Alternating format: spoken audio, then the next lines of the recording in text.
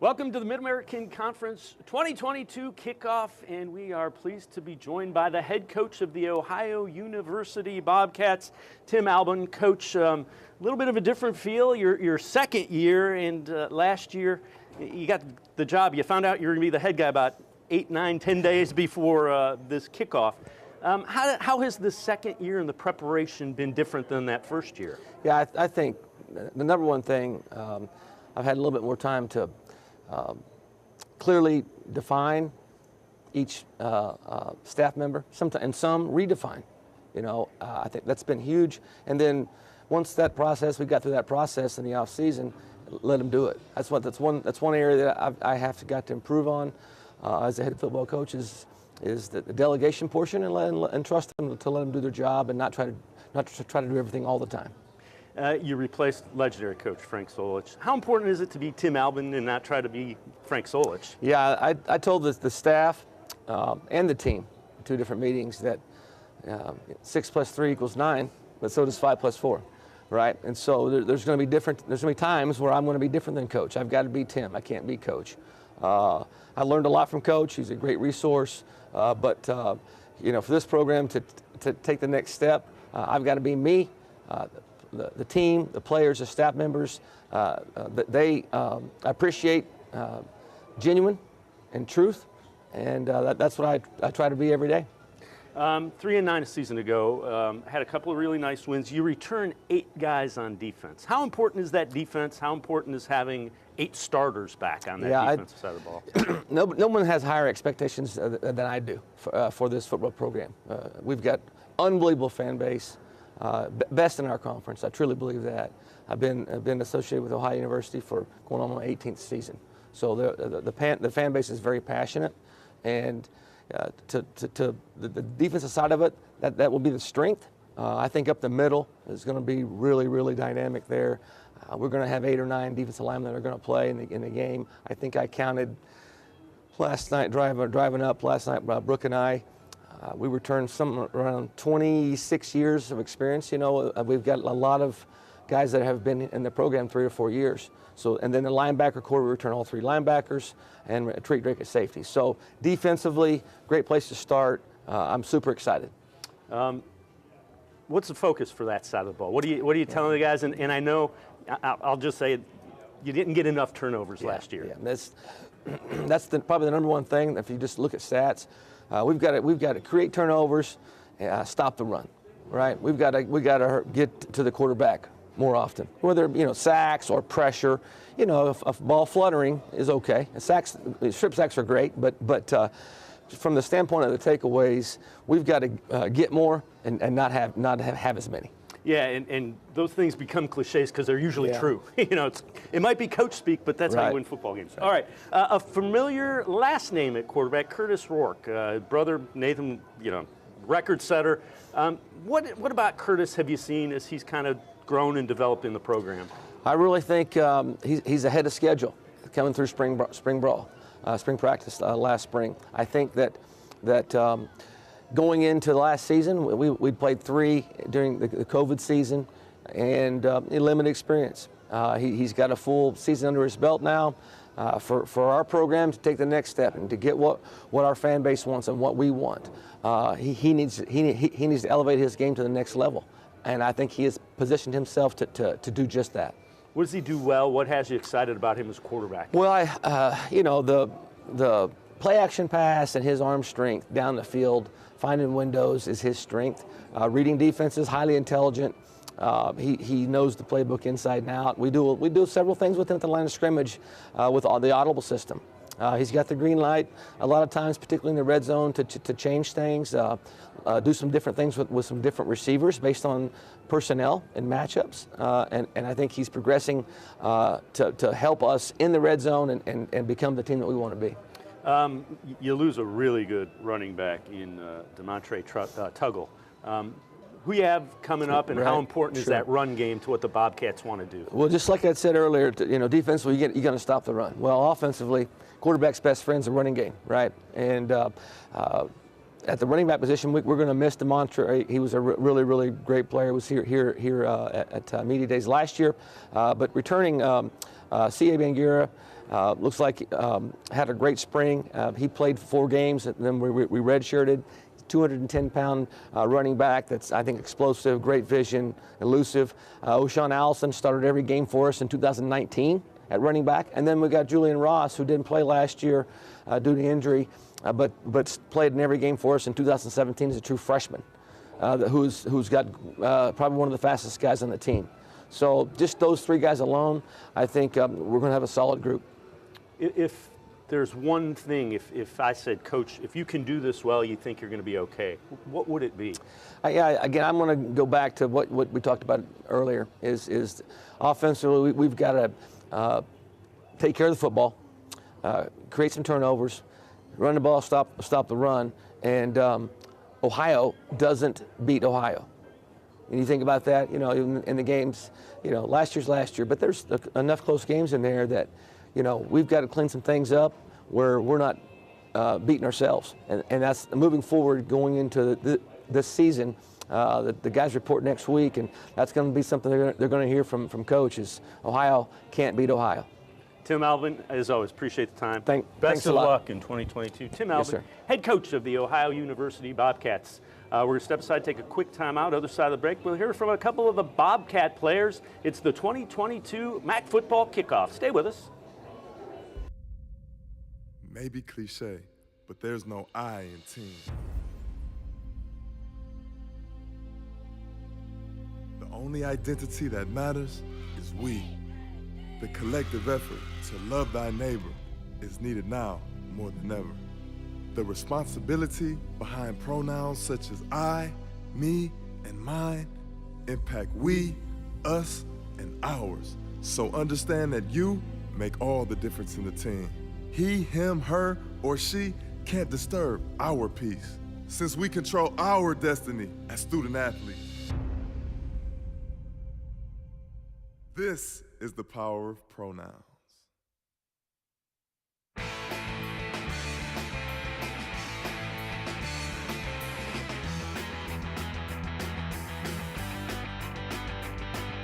'22 Mid-American Conference football kickoff continues. Time to talk to a couple of the Ohio Bobcat players. Curtis Rourke, quarterback. Kai Caesar, defensive tackle. Kai, I saw you're nominated, I want to get it right, for the All-State 2022 American Football Coaches Association Good Works team. That involves community service. So how important is that to you? How honored are you to be a part of that? Definitely, I'm very honored, and it's part of me, growing up in the islands. Really, you don't see a lot of nonprofits or community works, and that's something that's been a part of me since I was a little kid. And to get recognized for it is a very honorable thing, and I hope to continue that. Keep up the great work. All right, Thank you. Let's get back to the football field now. Defense, 8 returning starters. How good can you guys be as a unit, do you think? The biggest thing for us, we know each other, especially having 8 guys coming back, and we have 8 leaders on that defense, and we can help the young guys out in whatever place that we need help at, and we can be amazing. We're going to shock the nation, and we're going to continue to grind. Curtis, as we look at your offense, you guys, you're going to get a chance to take over and be the starter. How excited are you about that? Oh, I'm thrilled. I mean, it's a great opportunity for me, a great opportunity for the whole offense to really just show what we can do. And so I'm nothing but excited to just get going, honestly. It's been a long summer, like I mentioned, and can't wait to get going. And we hear the sound check going on here at the House of Blues for the football kickoff going on. You're going to get the opportunity to start. What do you want to see from yourself? What are the things you're working on, Curtis? Just being a little bit more demanding as a leader. Got some great characters, great players on the team, and being able to get the best and the most out of them is something that I really want to do, because that'll help us win ultimately. I want to be more confident as a player as well, confident in my abilities. It's something that I'm working towards, and because I'm here for a reason, and I want to be able to show that. Just continue to do that. Both of you guys, we'll start with you, Kai. What's Coach Albin been like? Second year as the head coach. How has he been, and how much have you gotten used to Tim Albin as the head coach? Oh yeah, he's a great head coach. I mean, he's been a little bit more demanding, which is exactly what we need as a team. And he's putting the right people in the right spots, and that's exactly what we need. Curtis? Yeah, exactly what Kai said. He's just been really great. He's kind of understood what our team is about and kind of just driven that forward. You know, I had the pleasure of working with him when I got here, when he was the offensive coordinator. And yeah, I love him, great character, great guy. Happy that he's our head coach. So. Now, Bobcat fans will know your brother Nathan. How much of a resource is he? He was a guy that played quarterback for the Bobcats for a number of years. Is playing in the CFL. We had talked about that. How big of a resource is that phone call away is a guy that knows exactly what you're going through and what you need to do? Yeah, he's huge and a big part of my life. You know, just calling him and being able to talk through things that, you know, he experienced when he was here. He knows the coaching staff. He worked with them for 3 years, and he kind of just knows, you know, college football and what that's like and how to balance the life. But yeah, it's nice to be able to just call him and stuff, and he'll call me too and talk about his CFL problems too, which is always fun. So, Kai, what do you guys need to do to be successful? When you look at it and say, you know, if we can do this or this, we're going to be pretty good as a team this year. Yeah, really just putting our faith in the coaches. I mean, they have a game plan ready. They had, you know, offensively and defensively, and, you know, defensive-wise, we brought in two new coaches that brings the energy, and that's exactly what we needed. So I think, you know, just putting our trust in the coaches, we'll get it done. Kai Caesar, Curtis Rourke, as always, best of luck 2022. Thanks for the time, guys. Thank you. We're going to step aside, take a quick time out. There will be more of the MAC football kickoff here on cleveland.com and MLive. Stay with us. Thank you all for being here today. You are here because you made the decision to be collegiate student athletes. So clap it up for yourselves. So let me ask you a question. Raise your hand if you want to win a conference championship. Raise your hand if you want to win a national championship. National championship. Keep your hands up if you're willing to wake up 4:30 in the morning for mandatory workouts. Those hands will go down because not everyone's willing to make those sacrifices. Keep your hands up if you're willing to put student first. All the responsibilities that it takes to be a student athlete.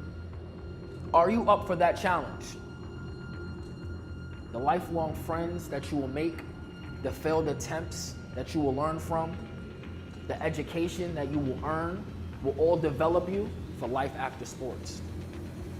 So I'll ask you, are you willing to compete? Are you willing to execute? And are you willing to be a leader? Are you ready?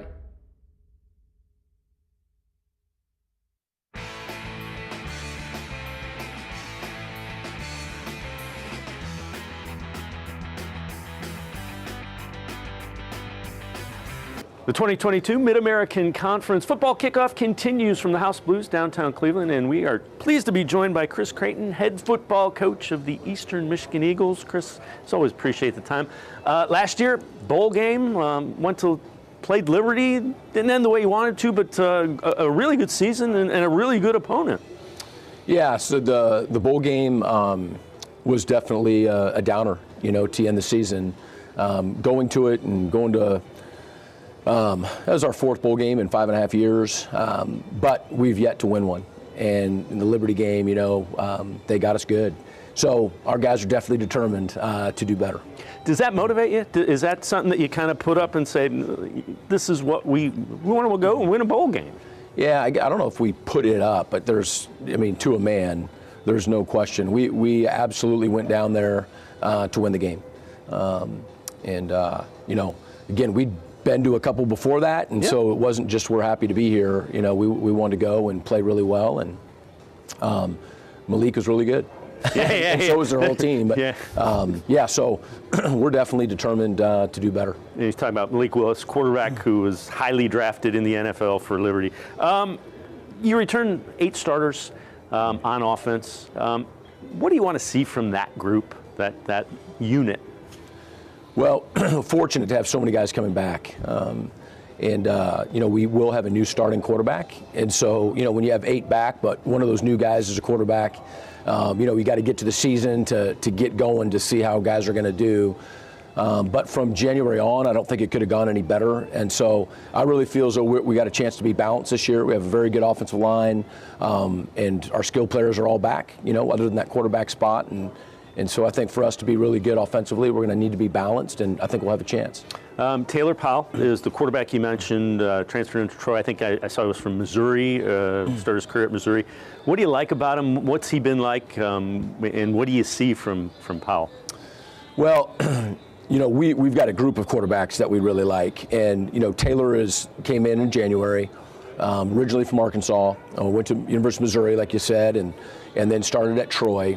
We'd recruited him when he'd gone to Troy, and we're real thankful, that we hadn't expected to have a quarterback situation, but we're excited about him because he's such a great fit.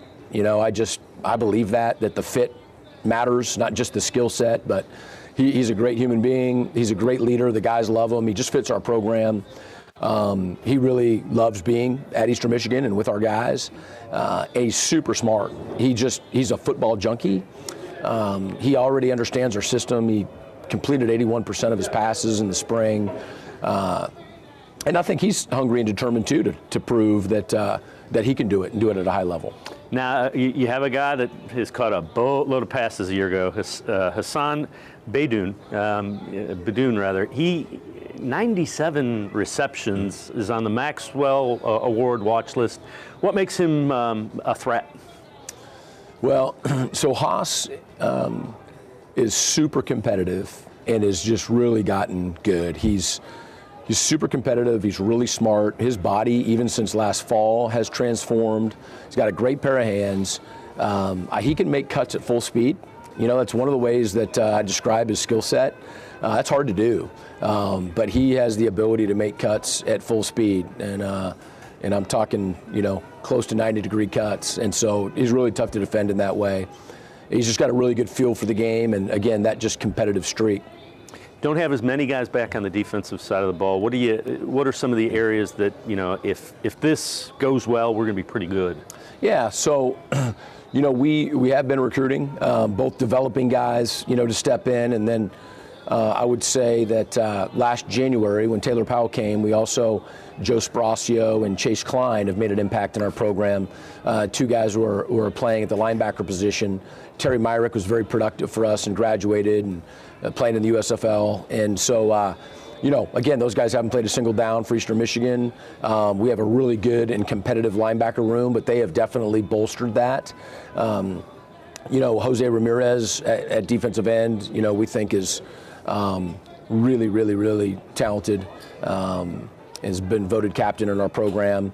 Our interior defensive line, a lot of those guys are back. And then our safeties are all returning. And at corner, our guys are returning. And then we bolstered that up some with developing guys and then in recruiting. And so, we're going to have to play well at corner. It's one of those deals, I think, both offensively and defensively, where guys are going to have to step up and play well. And we have the opportunity to do that, but we have to do that. What's the message to the team when you guys get together and start this run towards 2022 in about a week? Well, the message would just be a continuation of the theme that our seniors came up with in January, and that is to stack them. And, if you look at our program the last 6 years, we've been competitive, we've been good, but we haven't been consistently good. We haven't won a championship. We haven't been able to play well consistently after successes and high moments. And so that's what, our seniors, and I'm right there with them, just believe that that's kind of the next step for us. And so that message will continue in camp. Chris Creighton, head coach of the Eastern Michigan Eagles. Appreciate the time. Yep. Best of luck in 2022. Appreciate it. We're going to step aside, take a quick time out. We will continue with the MAC football kickoff for 2022 from the House of Blues. Straight ahead, Eastern Michigan players. Stay with us on cleveland.com and MLive. The Ohio Lottery Partners in Education program recognizes role model students and teachers from across Ohio. Nominations can now be done completely online. To nominate a deserving teacher or student, go to ohiolottery.com. In the About section, find Partners in Education. There you will find links to the nomination forms. Students kindergarten through 12th grade can be academic all-stars. Teachers can be honored as a Teacher of the Month. The Ohio Lottery, partners in education, where stars shine.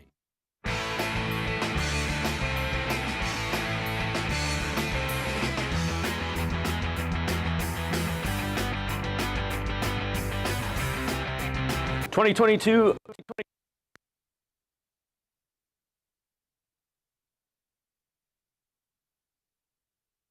2022 MAC football kickoff continues from the House.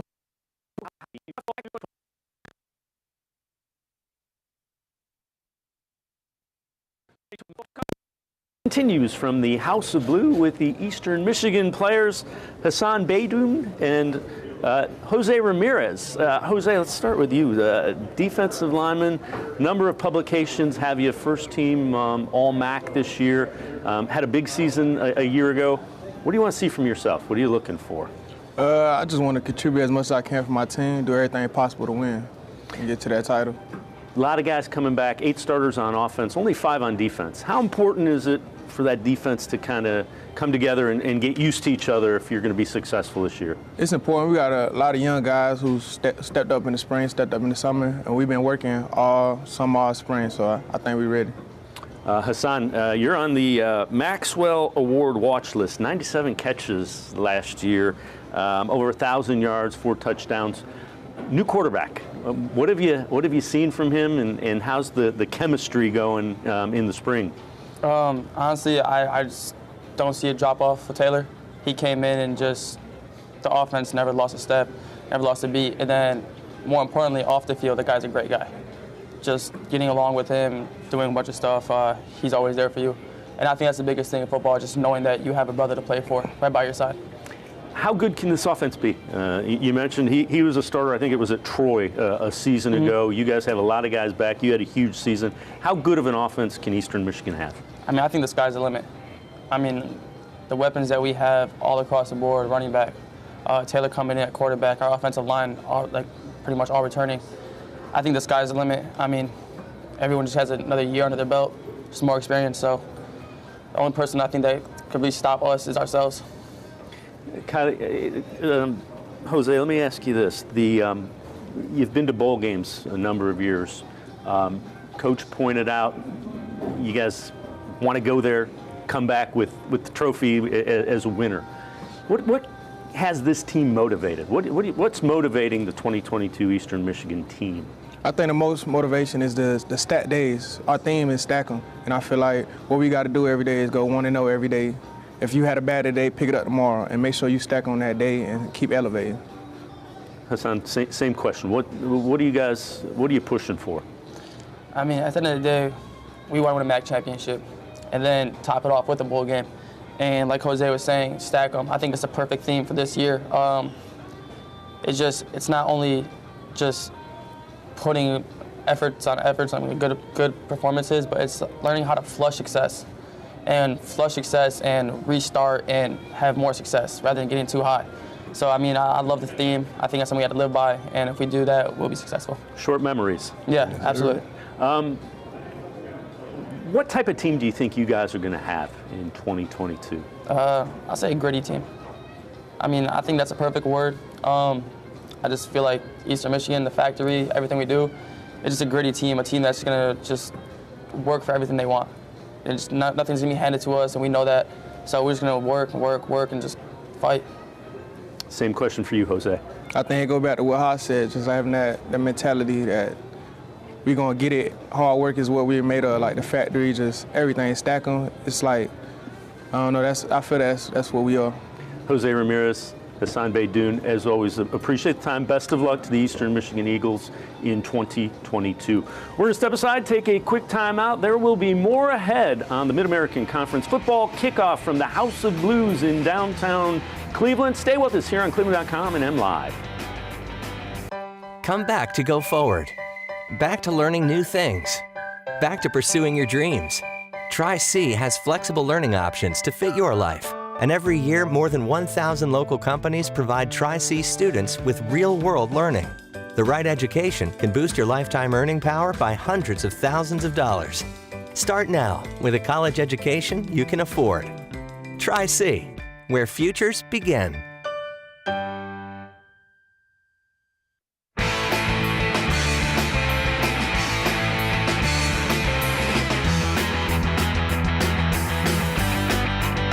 like to. 2022 MAC football kickoff continues from the House Blue, and we are pleased to be joined by Tim Lester, head football coach of Western Michigan. Tim, you graduated a couple guys that are continuing on in the NFL. 4 offensive players back. As an offensive coach, how much fun are you having kind of reconfiguring, redesigning what the Broncos are going to look like? It's been exciting, you know. Offensively, we've averaged 35 points a year for 5 years. 2 different quarterbacks, a bunch of different running backs. This will be our first time we've kind of overhauled the O-line. We have 2 starters back, but we have some work to do there. But we've rotated wideouts, running, you know, tight ends. So I really like our team. You know, we have a tight end that was hurt last year that probably would have been our best one. He would have been our best one, but he's back, and got some transfer wideouts in, and we got 2 running backs that everybody knows, and they're legit. And then our quarterback, everybody wants to know. You know, we'll be starting our third one. So we got a good competition. Our backup was a really good backup, ready to go, and he's probably going to get his time now. He's got to finish he's been winning the job. Jack Salapak out of Pennsylvania. You know, he's got to finish owning the job. He's done a great job in training camp or in a spring ball and in the summer, but he's got to finish. And if he struggles in camp, we got a couple guys pushing him. Stone Hollenbach came in from Alabama, and he's pushing him, and Marian Herbowski's pushing him, and Trayson Borghese, a freshman that just got here, and I think we'll push him a little bit from Tucson, Arizona. So, but Jack's really done a heck of a job, and he came in for 1 drive this year at Pitt. Yep. We had a slow IV on Caleb Ellaby, so we needed him. He went 4 for 4, took us down the field. Pretty good first real drive as a kid, you know, and he's got his chance now, so we're excited. Let's talk about one of those running backs, Sean Tyler. Over 1,000 yards, 9 touchdowns, 14 receptions, couple more touchdowns. Named to the Maxwell Award watch list. Named to the MVP of the Quick Bowl. 100-yard kickoff return in the bowl game. Yeah, that was a good start. How good is he? You've had some skill position guys that are playing at the next level. Is he that kind of good? He is. He's got 2 years left. We hope he uses them, you know. But, you know, the thing, he has a very unique combination of strength and speed. And that's the key is even when he was a freshman, I mean, Bellamy was a senior and player of the year in our league when he was a freshman. And Bells would always look at me and be like, Coach, he's better than I was at that age, you know. And so he's a little bit thicker than Bells was at the time, Bellamy. And so, but he can run. I mean, like fly. Once he gets out in the open, no one's catching him. He can defeat angles sometimes, and so it's exciting to have him. And then Ladarius Jefferson, the other guys are big, like bruising, 240-pound. So it's great to have 2 options, but the Thunder and Lightning. But the Lightning's fun to watch run, you know. Defense. Let's talk other side of the football. Corvin Moment, a guy that 50 solos, 3 sacks, 2 forced fumbles a year ago. You expect him to kind of take a step up? Yeah, I mean, he's been starting since like his freshman year. You know, he had one little blip in the radar in the middle where he couldn't play 1 year, but other than that, he's been a constant on our defense. You know, our defense was top 3 in the country on 3rd down last year. They were, I mean, if you get to 3rd down, we were coming from 25.9 percentage conversion. That's ridiculous. It's ridiculous, and we were special, and I really think that's where we're going to be special this year. I mean, defensively, we did lose a couple of people, but we have a ton back. All 3 linebackers back, our all-conference corners back, our all-conference safety from 2 years ago who was hurt last year's back. Our field safety's back. Our field corner is gone, but we had a guy hurt last year that will come back, and I think it's 10 of our 11 starters have played more than 24 college football games on defense. You know, which is unique. Yeah. You know, and we got a bunch of D-line you know, like really run, and so Marshawn Neal and Andre Carter DN. So I mean, there's so much experience. They're running the same system for the 3rd year in a row, and they love to bring the heat, and they really can make the difference for us this year. They did late in the year, you know, and so that's really the one part. It takes so long to build that. The rules are all slanted towards the offense. I know it. I'm an offensive guy. I enjoy it. But But so it's hard to put together a dominant defense nowadays. You know, watching Georgia do what they did last year after like 8 games, people are averaging like 7 points a game. You're like, how is that possible? Maybe it was 6. It was crazy. And you know, so we're trying to put together that defense. We've been trying since the day we got here, and I think this will be our best defense, our deepest unit. So I'm excited to see what they can do. All right, before I let you go, what's the key? If I was going to tell you, you can make this aspect the way you want it, and you know we'll be in good shape as a team. I think if we can be efficient running the ball, which is what our thing is. You know, we run the ball. Everyone's always like, oh, you guys, your quarterback and Sky Moore and all this throwing, and I'm like, no. Like, we run the ball. We rush for 2,000. I mean, our 2 running backs rushed for a total of 2,000 yards, 31 touchdowns on the ground last year. Like, if we can, but we're gonna have new pieces. If we can run the ball, which is what we're trying to do. No, there's no secret to it.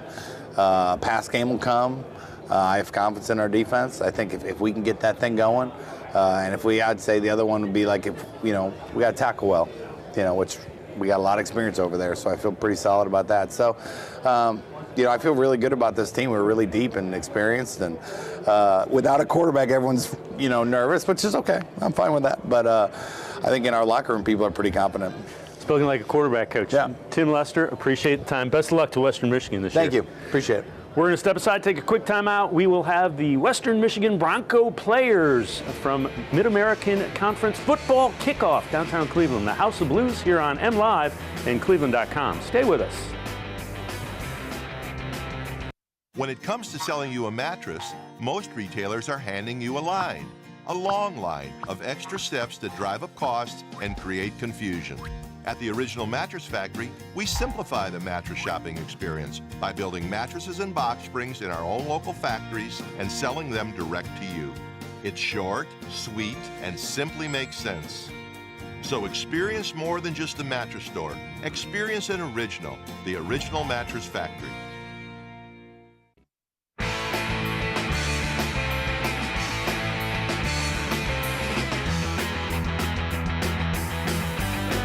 Mid-American Conference football kickoff for 2022 continues from the House of Blues. We are going to talk to Western Michigan's players, Sean Taylor, running back, and linebacker Corvin Moment. Sean, let me start with you. A lot of production a season ago. What do you want to see from yourself moving forward this year? Moving forward this year, I want to just excel my game in terms of like a receiving standpoint, because I have a good feel for running the ball and returning the ball. That's the fun stuff. But receiving is the one thing I do want to work on, because I see more backs in the league are now more receiving type of backs, and I definitely want to add that implement to my game so I just have no shutdowns and get into the league when it's time for it to go. Now, you had a 100-yard kickoff return in the bowl game. Coach said you're fast. Open field. You see open field, what are you thinking? I just smile, honestly. I actually look back at the video of my kick return. I see myself smiling in the middle of the round, like, yeah, I know nobody catching me from here. So, yeah, it's always a good thing seeing open field. I just take advantage of it and run as fast as I can. Corvin, Coach said this defense has a chance to be really, really special. Take me through kind of the mindset. What do you see from the Broncos' defensive side of the ball? I see a lot of guys that want to improve on what we did last year, and I feel like a lot of people don't know that we had a really good defense last year. We were top in the country on third down and really good, like arguably one of the best defenses in the MAC. And there's just a lot of guys that want to improve on that. We have a lot of good players. We had guys injured last year that are coming back, and we have guys that played last year that have done nothing but gotten better.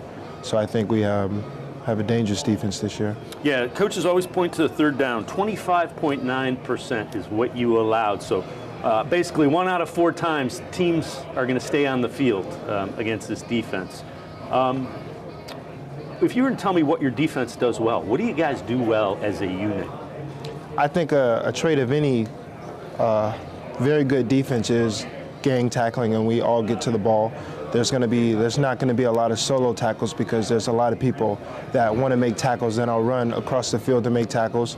I also think something that helped us out last year was our pass rush. We had a really good pass rush, and we gave quarterbacks and we gave offensive linemen trouble blocking us, and I think that's something we'll carry into this season. Not as many guys back on offense, Sean. what can we expect to see from Western Michigan's offense? Tim Lester, former quarterback, I'm sure he's sitting there looking, going, I can do this, and I can do this, and I can do this.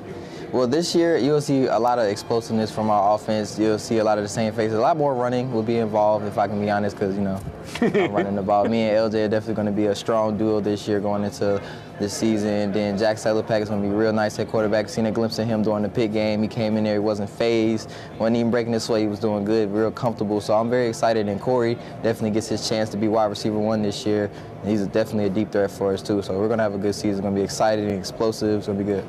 There's a history of skill position guys for Western Michigan going on into the league. Do you guys take a lot of pride in that and continuing it and kind of going, you know, who's next? Who gets to step up? Yeah, I do take a lot of pride in that. Just being from the MAC in general, we tend to get overlooked because we're not the biggest conference, not the biggest people, but we do have a lot of athletes, a lot of great athletes in here that can make a difference in the league and have, like, winning percentages and impact on the team. So, yeah. Corbin, let me ask you this. What do you think this team needs to do as a group, as a team, to be successful? What, if I could tell you, if you guys, if you can do this, you know, what would it be that success will follow for the team?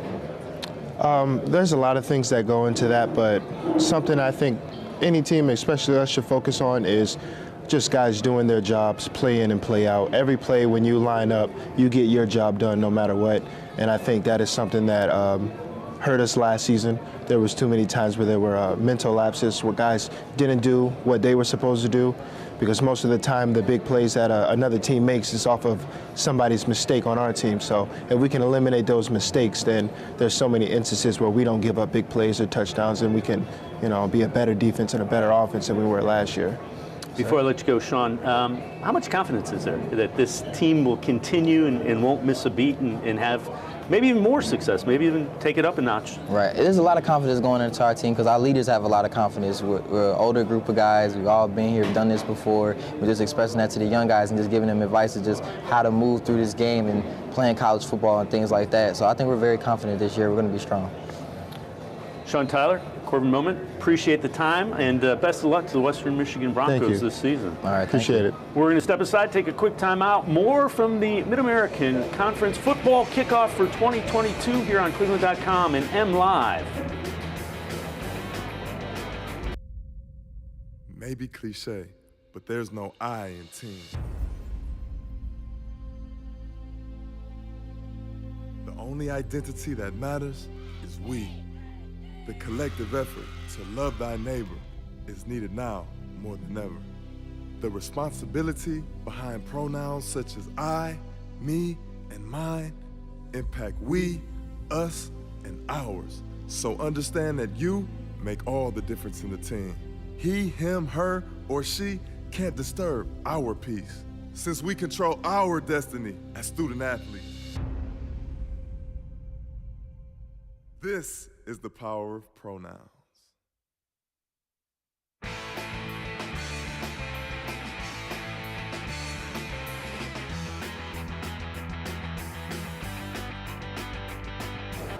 We continue with the MAC football kickoff for 2022 from the House Blues in downtown Cleveland. Time to turn our attention to the Buffalo Bulls. Maurice Lindquist, second-year head coach of the Bulls. Coach, the enthusiasm when I met you last year off the charts. How is year two? Is it any different, or is it just a continuation? Yeah, truly, Dave. We feel like this is still year one for us. You know, this time last year, I think we had been on the job maybe a month or two, and we really went through our first real spring, our first real off season in a traditional setting, not in the middle of making tons of hires and adding a ton of recruiting. So we're in a very stable and settled place. I feel like we got a really healthy locker room, great amount of trust in there. You got guys like James Patterson and Keon that you're going to see later on, and just feel very confident in what we've been able to do over the last 8 or 9 months in a very normal setting. What are we going to see from the Bulls on the football field? So you mentioned last year was kind of a blur. Now it's kind of a Maurice Lindquist team, if you will. Yeah, that's fair to say. I think number one, the thing we talk about daily in our program is is just the consistency in how we take care of our business every single day, the daily standards and discipline, which really have to take place before you can put in a play, before you can talk about a coverage. And we're really proud of what the guys have done since January up until this point now, 8 days away from the start of training camp and 39 days away before we kick off against Maryland. Proud of what they've done on a consistent basis, showing up on time, taking care of their business. Our GPA is up. And there's just a ton of trust in that locker room.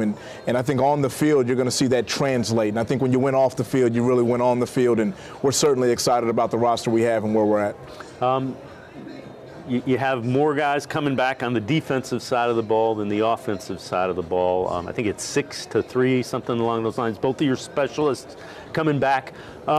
What do you expect from the defense of the Bulls this year? Yeah, I think if you look at our roster as a whole, we've added over 30 scholarship players since we spoke last year, and we've really taken advantage of a number of ways to really acquire great talent and great people on our roster. We added 11 guys after spring football, 19 that came at mid-year.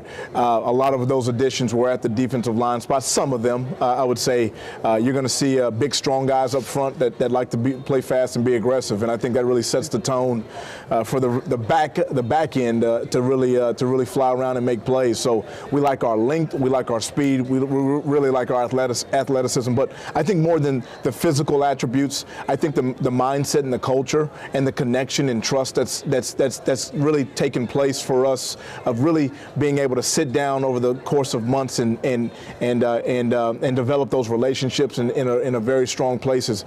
I think a collection of all those things is going to really bode for us well. Offensively, what are some of the things you want to see on the offensive side of the football? Well, for us, similar to the defensive side, made a number of additions up front at our offensive line, a number of transfers. We won't get into all the names, but we feel like we've upgraded in a lot of positions, and we're bigger. We're bigger and we're stronger. We're more physical up front. You know, our mindset, I just think from really maybe a little bit of my old school upbringing in football and really my NFL background is just, you know, you got to be able to run the ball and stop the run. And we feel like we're going to have a really strong ability to do that with the guys we have up front with our mindset and our approach. And I think that's where it starts. And that really opens up everything else that we want to do in terms of the throw game, attacking the ball vertically on the perimeter and in the intermediate zone. So we like the pieces that we have. We like where we are. We obviously have to make those strides in training camp and get ourselves prepared. If I was going to say, Coach, if I'm going to give you the magic wand to wave over the team and say this unit is going to do what I need it to do, what's the one that you would choose? Yeah, I think it's hard sometimes if you want to single out one unit, because maybe it so to speak in terms of a lack of confidence in another. I feel confident about all of our units. I really like where we are across the board. I think we do have some strengths at the defensive line position. We mentioned the offensive line. I think football, a lot of things in football start up front, and I like where we are on the offensive line. I like where we are on the defensive line. Big, strong, physical guys that really want to compete and have a chip on their shoulder. Hey, you say that with a smile. Coach Maurice Lindquist, appreciate the time. Best of luck to the Buffalo Bulls. Thank you so much, Dave. Great seeing you again. We're going to step aside, take a quick timeout. Other side of the break, we'll hear from a couple of the Bulls players as Mid-American Conference Football Kickoff for 2022 continues here on UnLive and cleveland.com. Stay with us. Thank you all for being here today. You are here because you made a decision to be collegiate student athletes. So clap it up for yourselves. So let me ask you a question. Raise your hand if you want to win a conference championship. Raise your hand if you want to win a national championship. National championship. Keep your hands up if you're willing to wake up 4:30 in the morning for mandatory workouts. Those hands will go down because not everyone's willing to make those sacrifices. Keep your hands up if you're willing to put student first. All the responsibilities that it takes to be a student athlete. Are you up for that challenge? The lifelong friends that you will make, the failed attempts that you will learn from, the education that you will earn will all develop you for life after sports. So I'll ask you, are you willing to compete? Are you willing to execute? And are you willing to be a leader? Are you ready?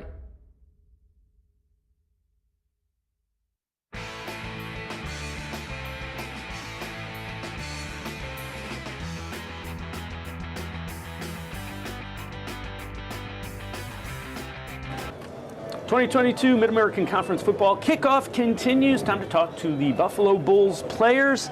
Keon Williams, a wide receiver. James Patterson making his third appearance with us here. Two-time first-team All-MAC linebacker. James, let's start with you. Coach Lindquist's second year. Is it any different than the first in that enthusiasm still seems like is there and kind of grabbing everybody? You know, he's an energizer bunny, you know, but this is our first year together, you know, having a full spring and to this point now, you know, it's been real helpful. You know, the whole program is thinking like that right there, just to have that full year that we needed to really learn the playbook and to understand each other. Keon, this offense, how good can it be, and how excited are you about what's going on there? The thing about this offense is that it can be as good as we make it, and so I'm very excited because we all have our head in the right place right now, and we're all just reaching for that next level. Will likely be a new quarterback, although Matt Myers did play some a season ago. If it is indeed Matt, what's he bring to the table? He's a fierce competitor. He's never gonna quit. He always has that fight in him. Let's talk a little bit about the defense. Coach said he brought in some, there's bigger, faster, aggressive. What do you expect this defense to be like? And you've been a part of some good ones. Top of the nation, you know, nothing less. You know, that's always been my expectation, to be the best in the nation, and I always try to strive to be number one in every category. When you look at this team, how's the confidence level? Are you guys a confident group? Oh yes, sir. The confidence is sky high because of the work we put in. So, yeah, it's confidence through the roof right now. When you guys talk, what do you say? What do you want to see from yourselves this year? Be more of a leader, you know, an actual leader, but to actually to go get it, you know, have fun through each week, just enjoy the process. Definitely. What do you think the keys are? What if you guys are going to be as successful as you want to, what do you guys need to see out of each other? We just need to see just overall just a even more body and commitment, and we have that. We definitely have that since day one. And that's all thanks to Coach Mo and just teaching us everything from the ground up, and then us holding each other accountable every day in, day out, and when we do that, which we have done, we're going to continue to do that, and I can't wait to see where this team ends up. James, what's this defense going to look like on the field? If I'm sitting up high and watching it, what am I going to see? You're going to see a lot of turnovers. You know, Coach Mo and the staff really stresses the emphasis of turnover, attack the ball, and that's one thing we're going to pride ourselves on each practice and each game. Keon, let me ask you this. 64 receptions. Fair to say you want to get the ball in your hand and you think good things can happen? Yes, sir. I definitely would. I definitely would say that. And that's all thanks to the team I have around me to even have those opportunities. Coach mentioned he likes some of the big guys that he's seen coming in offensive line. What's that line look like? Oh, I love the O-line. I can't wait. Definitely got some hogs in there. It sounds like you're going to be big on both the offensive and defensive line. How important is that? Is that going to be what we see from Buffalo football, you think? Yeah, yes, it is. The front seven or the front guys, the big guys are very important. I even told some interviewers, man, they deserve a meal out of me, so it's coming very soon. O-line, same deal? Yes, sir. All right, Keon Williams, James Patterson, great stuff, and best of luck to the Buffalo Bulls. We're going to step aside, take a quick timeout. MAC football kickoff 2022 will continue here on I'm Live and cleveland.com. Stay with us.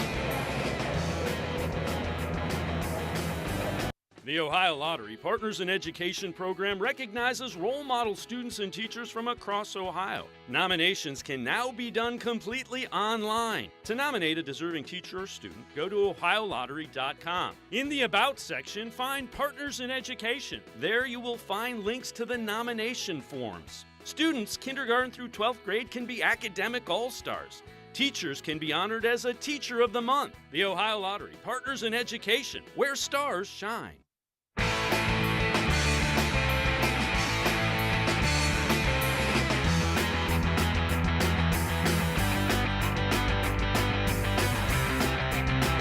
Mid-American Conference football kickoff for 2022 continues with the Ball State Cardinals. We're happy to be joined by Mike New, head football coach for Ball State.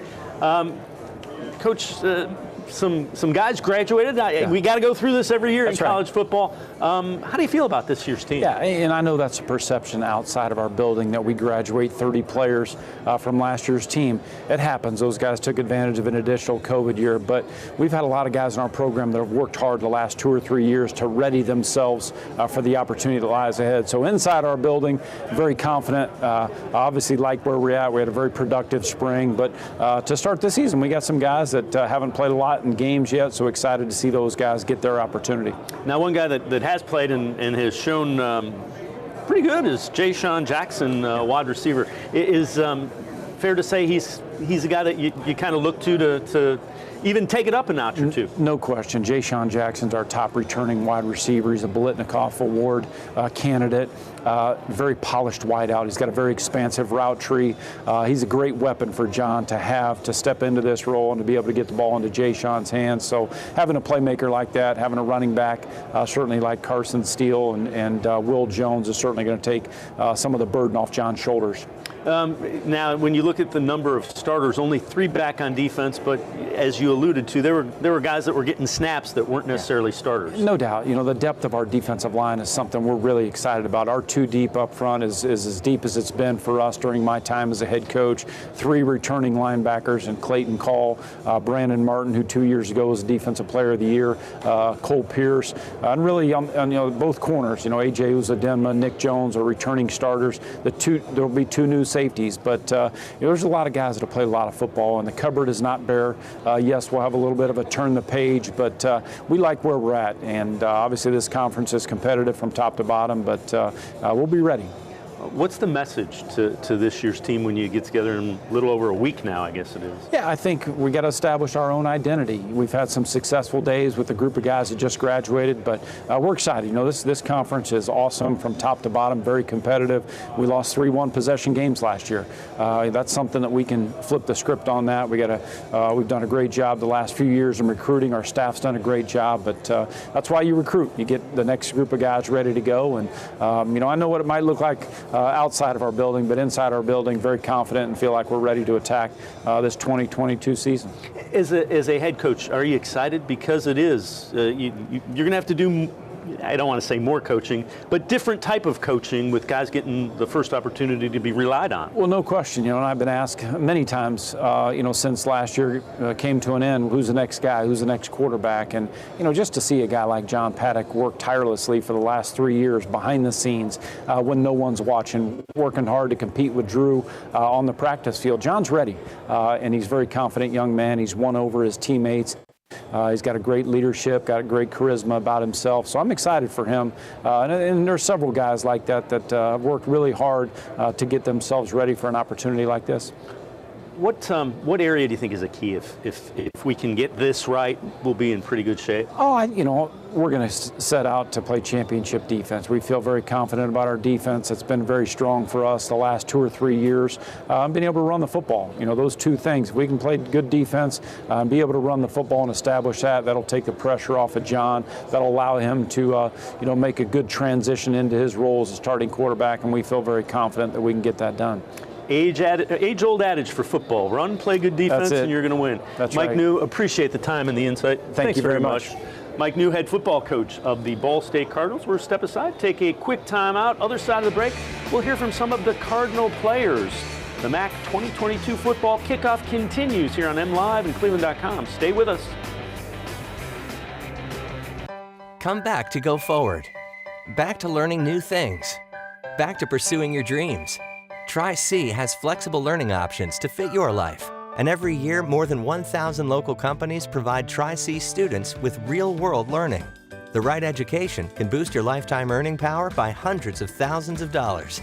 Start now with a college education you can afford. Tri-C, where futures begin.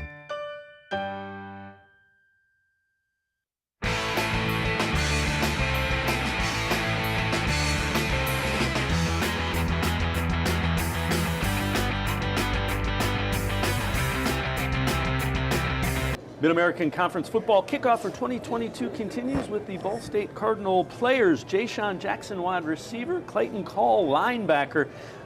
Jon, we were talking to Coach, and he mentioned new quarterback. How confident are you that this offense isn't going to miss a beat? And you're kind of a big play kind of guy as well. John Paddock, that's probably one of the most confident guys on the team. I actually kind of get a little of my confidence from him. So just knowing that he's that confident in himself and in his play, it just makes me that much more confident in the offense. I think we got a pretty good chance of being a high-powered offense. Sneaking up on people, maybe they think the longtime quarterback has graduated, but we're definitely not going to miss a beat. All right, Clayton. Coach said again, there are so many guys that you feel good about playing on the defensive line in front of you. Yeah. How nice is it to have a number of big bodies that are going to let you run free a little bit? It's great. Those guys are definitely. They're great guys. They're great guys on and off the field. But we've gotten a lot closer this offseason. That's a pretty deep, pretty good group of guys that are physical and play hard, and that's just something we pride ourselves in. So knowing that those guys buy into what we want and playing hard and playing physical and playing fast, but most importantly having fun, those guys, they're definitely about that. So it's great to have them in front of me. What are we gonna see from Ball State's defense on the field? If I'm kind of looking above it, what am I seeing when the Cardinals are playing the way they want to? You're just gonna see a bunch of guys having fun together. It's gonna be fast. It's gonna be physical. It's gonna be the kind of football that we want. But ultimately, it's a group of guys that are gonna play for each other. They're gonna have fun. They're gonna love each other, and they're gonna try to get the ball back to these guys. Jayshawn, the offense. What's it gonna look like? Is it gonna be a little bit different, or more of the same? Do you think? It's gonna look a little bit different, but kind of more of the same in a way.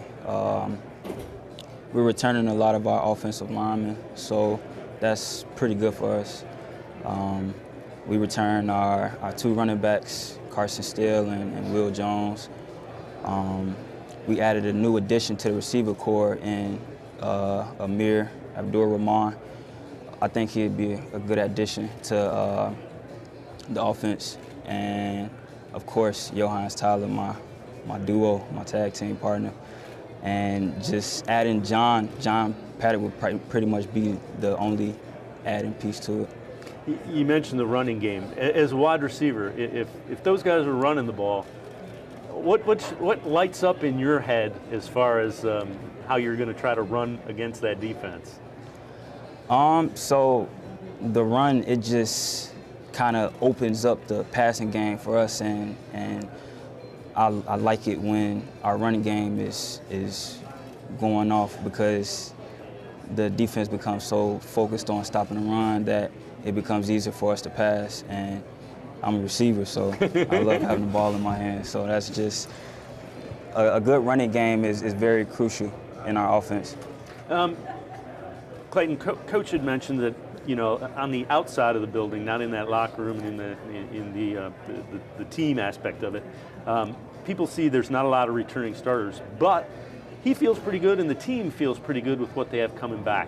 Tell me how confident you are in that group that you have. Really confident. I mean, you want to mention the guys leaving, but you also got to understand that those guys were also very good leaders and mentors to us. There's a lot of guys, luckily I've been able to play in and out of the rotation since my freshman year, but there's a lot of guys that still got a chance to play last year and play behind veterans that have played for multiple years. So it's not like a lot of these guys haven't ever played. They've really got some reps early on and got to come in, but this is a group that's worked really hard, had great leaders in front of us, so there's not a doubt in my mind that guys are going to step into the roles and try to continue on what we've kind of been building the last few years. You mentioned, you kind of rotated in. When you finally get the chance to be a starter, what's that like and how do you approach it? And because I'm asking there's a number of guys that are going to have that opportunity this year. Yeah, personally, no different. From the time I walked into that stadium till right now, I practiced like I was going to be the starter. You prepare like you're going to be the starter.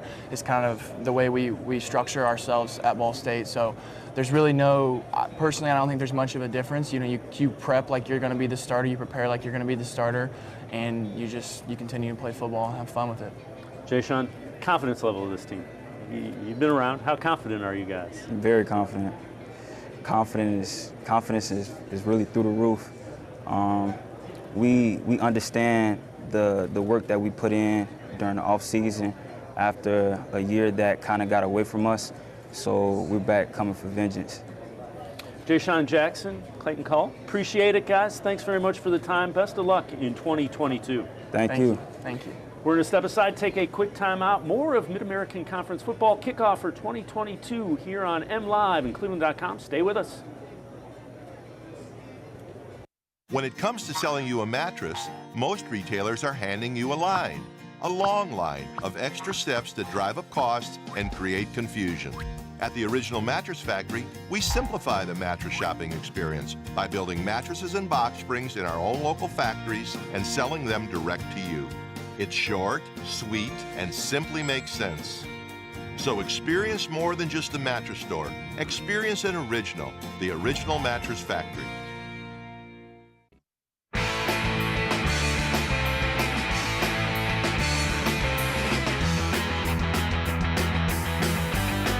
Mid-American Conference football kickoff for 2022 continues from the House Blues of downtown Cleveland. Time to turn our attention to the Akron Zips and new head football coach, Joe Moorhead. Joe, offensive coordinator for the Oregon Ducks a season ago, head coach at Mississippi State. But back in the 2000s, early 2000s, when Akron was winning MAC championships, offensive coordinator. How did that factor into your decision to say, yeah, I want to take over this program, and I know exactly kind of the lay of the land? Yeah, there were a lot of things that factored into our decision to come back to Akron, but certainly, our belief that this program has a ton of potential, and it's been done in the past, as you mentioned, the great win over Northern Illinois and Ford Field, and then the bowl game against Memphis. So yeah, the resources, leadership, the great recruiting base. And hopefully we can, get our fan support drummed up, win some games. But yeah, certainly that factored into it. When you look at the Akron Zips on the football field moving forward for Joe Moorhead, what do you want to see? What do you want? And coaches always know this. What do you want your program to look like? Yeah, I mean, the reality of it is that we've averaged 1 win per season over the past 3 years. And there's not a magic wand that I can wave and fix this and snap my fingers and make it happen. So our focus as a team and a program has got to be emphasizing the things that are going to create a successful program and a successful team this fall.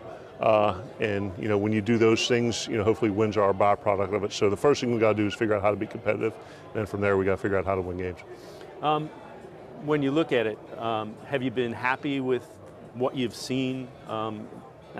Haven't opened up camp, but you went through spring practice. Yeah. And have you been happy with what you've got? I'd say pleased but not satisfied. Anytime you take over a new program, change is difficult and transition is hard for the kids. But the things, as I mentioned before, what we're asking them to do, on and off the field, relative to our culture and pouring the foundation. I think the kids have done a really nice job thus far.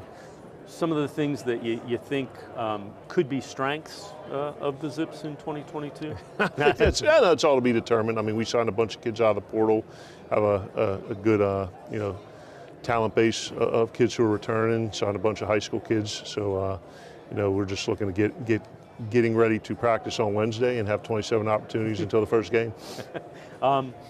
You're a guy that has developed some quarterbacks. Yeah. Is that fair to say that that's kind of who you are and what you want to do? Yeah, done a fairly decent job over the years with offensive scheme and quarterbacks. But yeah, DJ had a fantastic spring. He's done a great job, embracing the mental aspect of the position and done a lot of work with Coach Fessler there.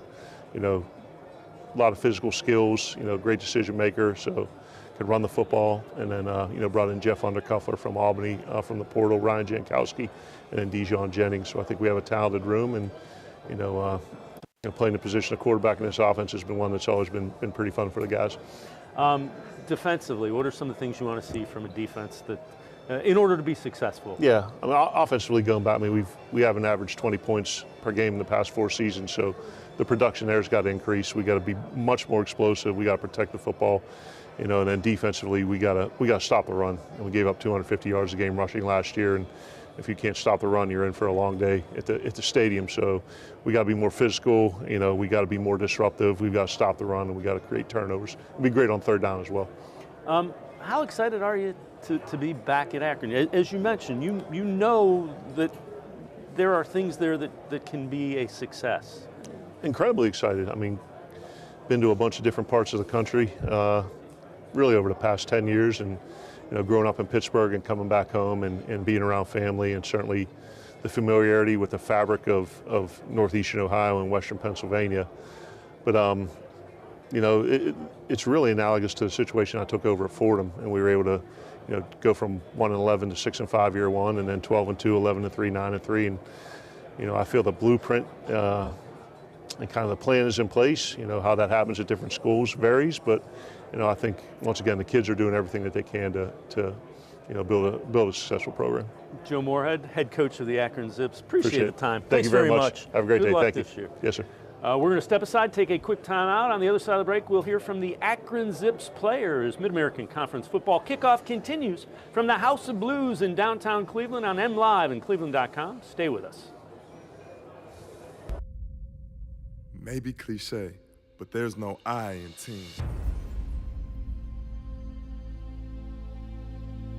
The only identity that matters is we. The collective effort to love thy neighbor is needed now more than ever. The responsibility behind pronouns such as I, me, and mine impact we, us, and ours. So understand that you make all the difference in the team. He, him, her, or she can't disturb our peace, since we control our destiny as student athletes. This is the power of pronouns.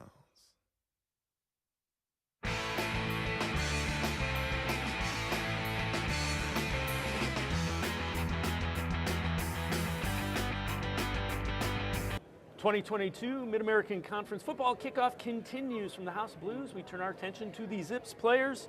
Julian Richardson, all academic team, got his degree, so congratulations. Thank you. Well done. DJ Irons, quarterback. DJ, I'm going to start with you. So Joe Moorhead is an offensive coach, a quarterback guru. What have you noticed just being coached from him in the spring? I noticed that Coach Moorhead is a very elite play caller, and he has concepts that can beat NFL team. You know what I'm saying? Is it exciting for a quarterback to have that kind of head coach come in and take over the program? Oh, most definitely. It's definitely exciting to have a coach, especially a coach who played quarterback, and he's the offensive coordinator, and he's the head coach, so he's the top dog. So it's just great. Yeah, he's had some guys go to the NFL that have played quarterback for him. Sir. We won't go into that list now because we're talking about the Zips. Julian, talk to me about this defense. What do you want to see from yourselves as a group this year? First and foremost, just developing a bond that we didn't really have as much in the past. And I feel like that includes, doing stuff off the field as well as on. So like grilling out, just building a bond and creating that chemistry so we could play harder for each other on the field, and just everybody doing their job and taking small steps. Coach mentioned you got to find a way to stop the run. Have you kind of felt that as an emphasis in the spring? I know you haven't started camp yet, but you will soon. Most definitely. I feel like there's no such thing as a little thing. We just kind of treat everything, as big of a problem as the other. So like, in order to just stop the run effectively, to get the third downs and rush the passer how we want. So yes, sir, most definitely. DJ, you had some success a season ago, 2-to-1 touchdown to interception ratios, a couple more running touchdowns. What's your confidence? I mean, how much confidence have you gotten just from getting on the field and seeing some success? I definitely built more confidence playing on the field and getting in the end zone, because that's what offense is all about, just winning games, running up the score. So my confidence is up there. What do you think this offense will look like under Coach Moorhead? A reflection of Oregon. Whatever he did at Oregon is whatever the Zips are going to do this year. And you say that with you're kind of fighting back the smile, because there were quarterbacks and some crazy things that you saw on offense in that offensive system. Same, is it fair to say that? Hey, we're gonna see. You're gonna keep it a surprise from us, huh? Yes, sir. Julian, what about the confidence level? I know the wins haven't been what you'd want. but do you guys feel like you're turning this around and you're going to get it headed in the right direction? Most definitely. I feel like we're establishing a strong confidence, and that starts with just, culture and finding your identity. And we finally just bought into that and trusted each other and trusted the staff that's been brought in, and really buying into each other and more confident than ever and excited. What do you think the identity of this team will be this year? I know you haven't started even training camp yet, but right. What's the identity of the Zips going to be? Like you said, we haven't started yet, so it's definitely going to be in the making, and we'll see what it comes to be. But I feel like the culture is just going to be super determined, and people that can play through adversity, and just knowing, that it's not over, even if it seems. You guys have some talent coming back on defense as well. What do you want to see from yourselves? Really just kind of to piggyback off what I said, really playing for each other and having the back end be just as important as the front seven, and just kind of like putting everything together and molding each other. Good coverage, good rushing, great run defense, and put it all together to stop points being put on the board. Before I let you guys go, what's the biggest difference between what it's like with Coach Moorhead and what it was before? And I don't want to get into anything other than what Coach Moorhead has done. I'll say the biggest difference is with Coach Moorhead is just everybody just looks up to him as a coach, head coach, really a father, because we're not around our dads, you know what I'm saying? So it's like we sit up, listen, open ears, eyes. Every time he's talking, we listening. Same question to you, Julian. Yeah, I would just say Coach Moorhead, he's just very contagious with his energy. You feel him when he walks in the room. Sometimes it'll give you goosebumps. You'll be in the middle of winter ready to play a game. So, he just really bought in, and, as players, we feel that, we know that, and just really confident in the staff and the process that we're going through. Julian Richardson, DJ Irons, appreciate the time. Best of luck to the Zips in 2022. Appreciate it, guys. Yes, good luck. Thanks, sir. Yeah. We're going to step aside, take a quick time out. There will be more Mid-American Conference Football Kickoff 2022 here on cleveland.com and MLive. Stay with us. Thank you all for being here today. You are here because you made a decision to be collegiate student athletes. So clap it up for yourselves. So let me ask you a question. Raise your hand if you want to win a conference championship. Raise your hand if you want to win a national championship. National championship. Keep your hands up if you're willing to wake up 4:30 in the morning for mandatory workouts. Those hands will go down because not everyone's willing to make those sacrifices. Keep your hands up if you're willing to put student first. All the responsibilities that it takes to be a student athlete. Are you up for that challenge? The lifelong friends that you will make, the failed attempts that you will learn from, the education that you will earn will all develop you for life after sports. So I'll ask you, are you willing to compete? Are you willing to execute? And are you willing to be a leader? Are you ready?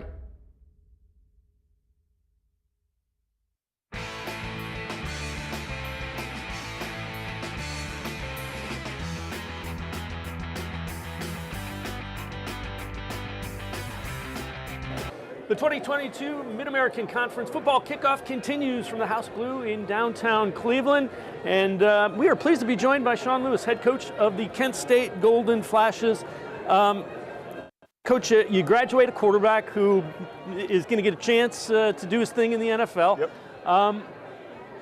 That happens in college football. How excited are you to get the next wave of talent going? Yeah, thrilled, right? We've had Colin, who's going to be taking over the reins from Dustin on campus for quite some time now, and he's been doing things the right way. We've gotten some good game experience. He's played in over 120 snaps since he's been on campus, and now he becomes the guy, and that's a different deal, and that's, our job as coaches to lead him and how that approach is going to be, and for him to still be the best version of himself, to go play his game and know that he's got great people around him to go facilitate and do the things that he needs to do within our offense. And you mentioned great people around him. Dante Cephas, 82 receptions, over 1,200 yards, 9 touchdowns, first team All-MAC by a number of preseason publications. What does he do? What does he bring to that offense? Yeah, he's a talented individual, right, that has consistently gotten better and better year in and year out, and now he's really adopting this role as a leader within our offense, right? He's a guy that's played some of the most snaps out of anyone on the offense and has a ton of game experience. He's been in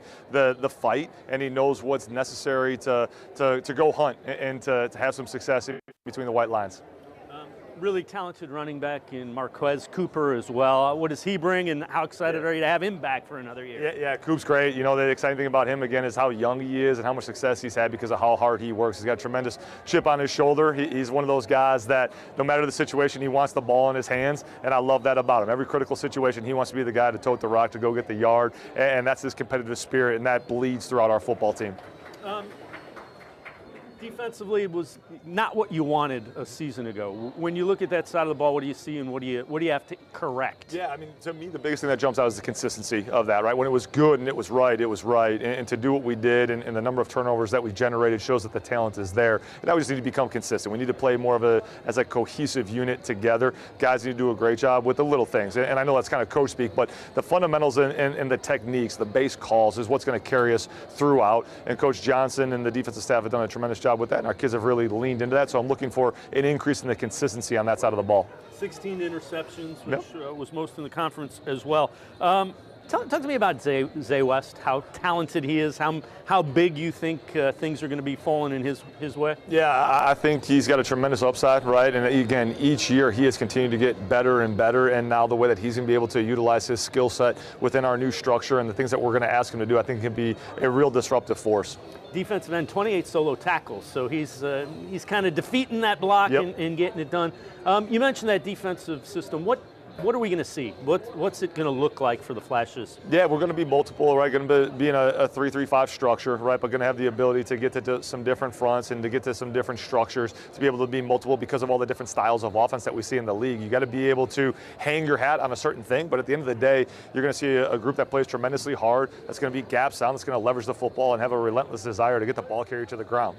How excited are you to get back at it and get this group moving forward? I'm thrilled, right? It's the real joy and the challenge that we get each and every single year, to where I think there's a feel outside our walls right now is that, all right, hey, just get to Detroit and win it this year, right? And we don't get to just get dropped in Detroit. We have to earn the right to get there again, and our guys have done a tremendous job. And the work that we've done through winter conditioning, spring ball, the summer's been great, but to get to camp, to come together, really insulate yourself and make it about us and do that work that's required to go have success. Thrilled to get rolling with that with the guys. What area is kind of a focal point? You know, guys, we have to do this. Yeah, I mean, to me, it's how we manage our time. I think if we can be the best in the country at managing our time and the investment that we make in our time, how we use it, right? We've been talking a lot about how time's almost like a currency. You can spend it, you can waste it, or you can invest it. Well, we need to invest our time this camp so that when the season comes, we can make the withdrawals that we need because we made the deposits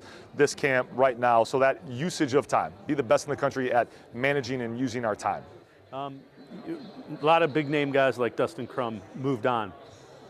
A lot of guys played that weren't necessarily starters. How do you feel about the depth piece of this? Yeah, I feel good about it. Our staff has done a tremendous job acquiring the right talent that suits who we are and our culture. Our strength staff and the support staff has done a tremendous job developing them. And so there's a lot of names that are unknowns right now. How we sat here a few years ago and Dante Cephas was a complete unknown, right? And then splashes on the scene because his opportunity came because he was trained and he was prepared for it. I'm really excited for some of those new faces that maybe inside our walls I see them doing and using their time the right way, that now when their number's called, they're going to get an opportunity to seize it. Sean Lewis, head coach Kent State. Appreciate it very much. Best of luck to the Flashes. Thank you. Go Flashes.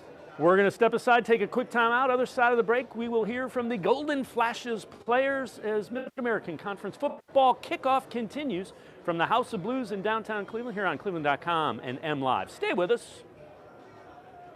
The Ohio Lottery Partners in Education program recognizes role model students and teachers from across Ohio. Nominations can now be done completely online. To nominate a deserving teacher or student, go to ohiolottery.com. In the About section, find Partners in Education. There you will find links to the nomination forms. Students kindergarten through 12th grade can be academic all-stars.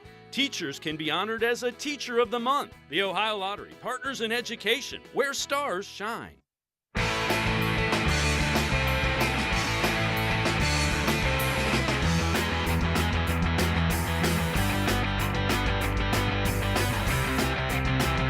Mac Football Kickoff 2022 continues from the House of Blues. Time to turn our attention to the Kent State players.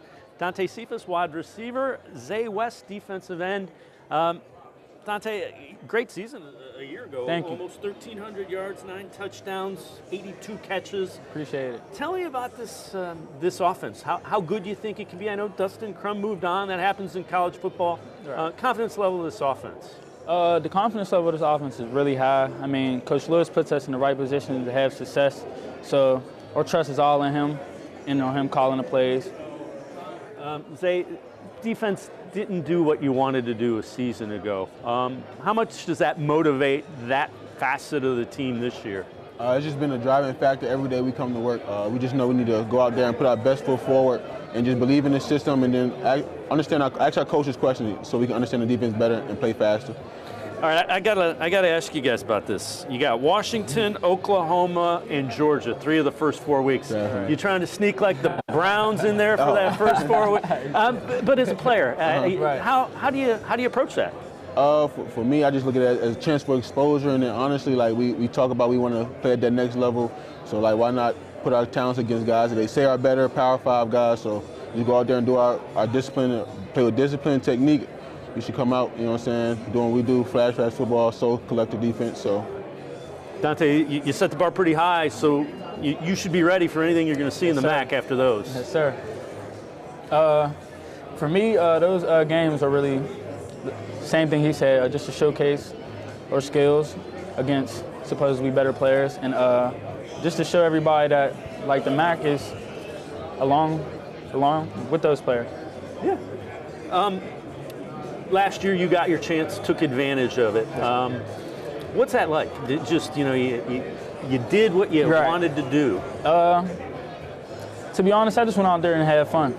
I mean, just to go out there, play my game, and at the end of the day, if you do that, then the stats will talk for you. Zay, what are some of the things you're working on? You had, it was 25 solos, 28 solos. From the defensive end, that's a lot. You're getting blocked, double teamed, guys flying at you. What do you want to see from yourself? For myself personally, I just want to more of a leadership role, like be more vocal on this team, bring the guys along, bring others along. We got a lot of newcomers, which is definitely setting a standard for them. And then hopefully that plays just rolls into me, and just believe in the defense, and everything I need will come. Turn the ball over a lot. Is that a point of emphasis, and how do you? What are some of the things you do to make sure that defense is turning the ball over? Most definitely. And practice habits every day. Practice repetition is game reality, so we're not just going to show up on game day hoping to get stripped. So it's practice. Every drill, every skelly, every one-on-one, every time we get an opportunity to finish with a tackle or takeaway drill. So that's what we preach at on defense side of the ball. So it's something we emphasize in every drill we can, any way we can. Dante, what are you working on? You had a really good first year. What do you want to get even better at? Everybody's working on something. I really want to get better at just my route running, and just knowing the game of football more. Like football IQ, just getting smarter at the game, and same thing he said, just on being more vocal. Just Dante, Zay, as always, appreciate it. Best of luck to the Golden Flashes. Thank you. 2025. Appreciate it. Thank you. We're going to step aside, take a quick time out. Other side of the break, we will have more from the Mid-American Conference Football Kickoff here on MLive and cleveland.com. Stay with us. Come back to go forward. Back to learning new things. Back to pursuing your dreams. Tri-C has flexible learning options to fit your life. And every year, more than 1,000 local companies provide Tri-C students with real-world learning. The right education can boost your lifetime earning power by hundreds of thousands of dollars. Start now with a college education you can afford. Tri-C, where futures begin.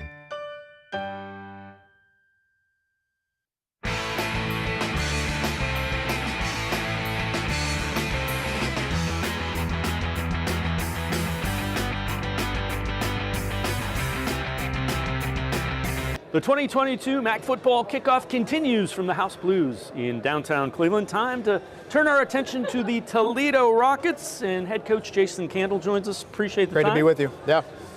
Coach, take me through, things change every year in college football. It's the nature of it. How are you feeling as you get set for 2022? Yeah, I mean, I think very optimistic about what our season looks like and what it could be. I think it's a very veteran team, a very mature group of guys. We're in the low teens of guys that have come back that have their undergraduate degree in their hand already. So it's a very, like I said, mature group of guys that's fun to be around and fun to coach.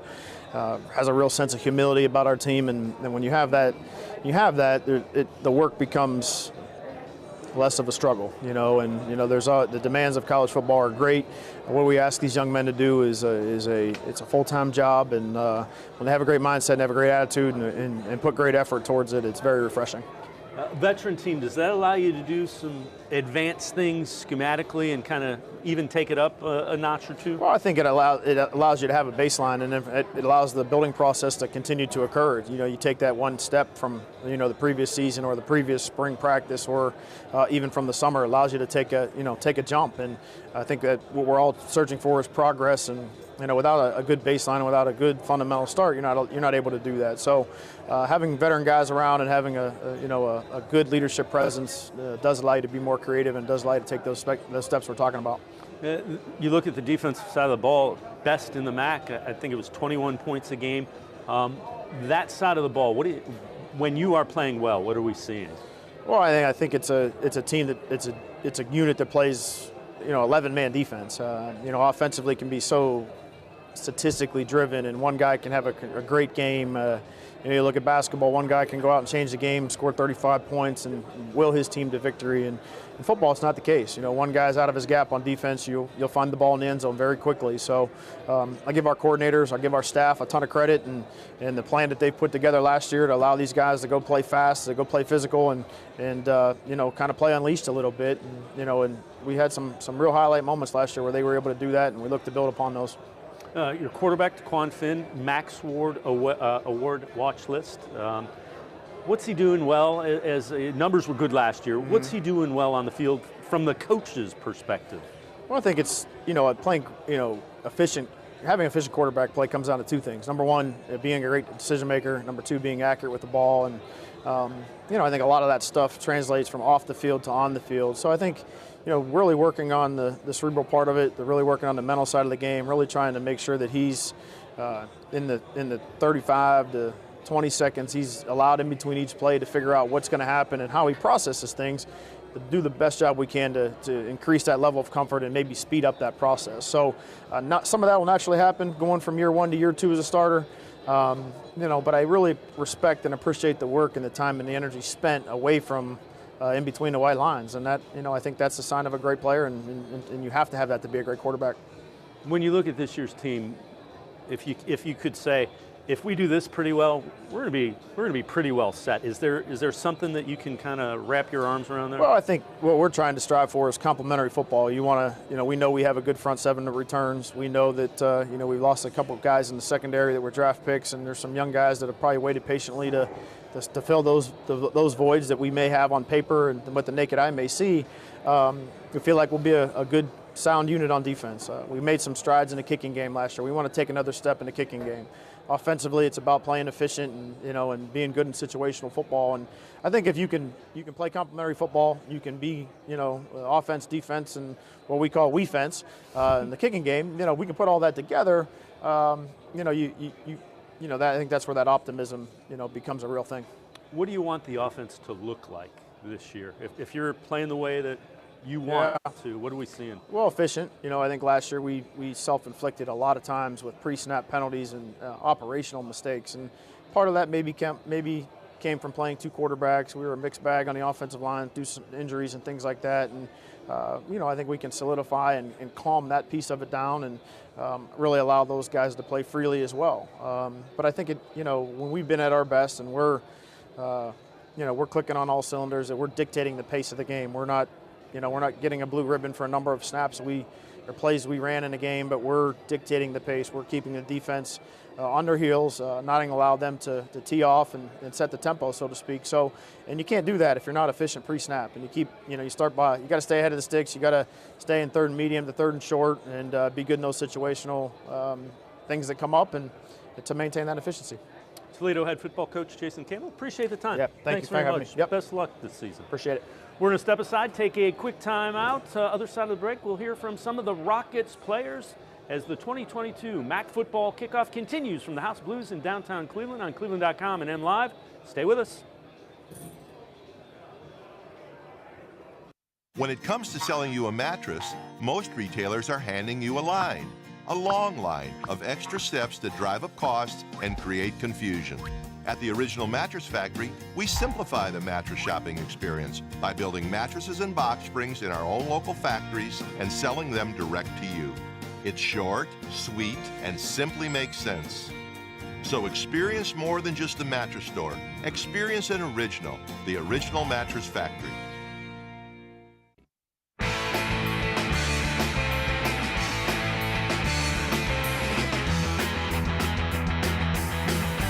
The 2022 MAC football kickoff continues. We turn our attention to the Toledo Rockets and specifically that Rockets defense. We mentioned you guys best in the conference, 21 points allowed. We have Jamal Hines, defensive lineman, and linebacker Deontay Johnson. Jamal, 10 sacks. Yes. I see the smile. I'm not smiling if I'm a quarterback. Oh, of course. Take me through kind of the mindset, what you want to do on that line. You just got to be aggressive, and what Coach constantly tells us, work your moves. So every day in practice, we just strive to be great at our moves and stuff like that. So when game time comes, we just execute and just go, like Coach say, like let loose. Both Jamal and Deontay on the East-West Shrine watch list, so hopefully you guys will be playing in that postseason All-Star game. Deontay, 35 solos, 2.5 sacks, an interception. What do you want to do from that linebacker spot? You want to be disruptive. Talk me through what a good linebacker does. Exactly like you said, be disruptive and then just lead the defense as well. Like get everybody set and then just go from there. Read my keys and then just fly to the ball. You guys statistically did some things that were best in the Mid-American Conference. What's the mindset of Toledo's defense and what's it going to be again this year? Just grit and hungriness. We just got a relentless mindset to just keep going no matter what. Like our back could be up against the wall, could be down however many amount of points. We're going to keep fighting until that last whistle's blown, so that's it right there. All right, Jamal, what do you want guys on that offensive line to say when they're done playing against the Toledo Rockets defensive line? I would want them to say that we're one of the best.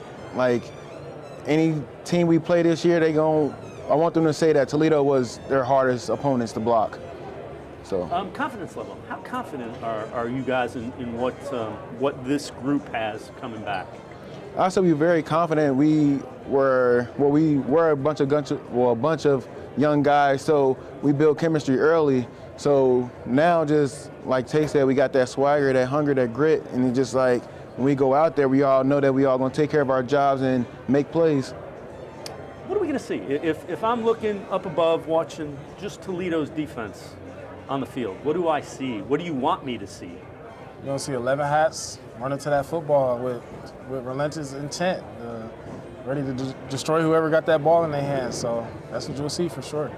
Jamal, what's the key? Maybe something that people don't realize about this defense that makes them as good as they are, your defense, the Rockets defense? I say the key to it is, as Coach said, 11 as one. We play as one every time we get out there in between those lines, and we all understand that if we don't play as one, the game will not go as how we want it to be played. But if we play as one, we can do unbelievable things. Both of you, before you go, some goals. What do you want to see from yourself? What do you want to see from the team as you move forward into 2022? I just want to see myself be the best leader I can on defense, get the guys going every snap, get them set going every snap, and just keep bringing my guys along with me every step of the way, and ultimately a MAC championship. So, Jamal, same thing. My goal is to constantly leave a great legacy behind, and along the way make sure I'm bringing the young guys along so we don't have any slack or anything like that. So just keep grinding, and then of course make it to the MAC championship, but also still take it one day, one game at a time. Jamal Hines and Deontay Johnson, appreciate it, man. Good luck. Thank you. Good luck to that Thank you. defense. Thank you. Appreciate it. We're going to step aside, take a quick timeout. We will have more of Mid-American Conference football kickoff for 2022 here on MLive and cleveland.com. Stay with us. Maybe cliche, but there's no I in team. The only identity that matters is we. The collective effort to love thy neighbor is needed now more than ever. The responsibility behind pronouns such as I, me, and mine impact we, us, and ours. So understand that you make all the difference in the team. He, him, her, or she can't disturb our peace, since we control our destiny as student athletes. This is the power of pronouns.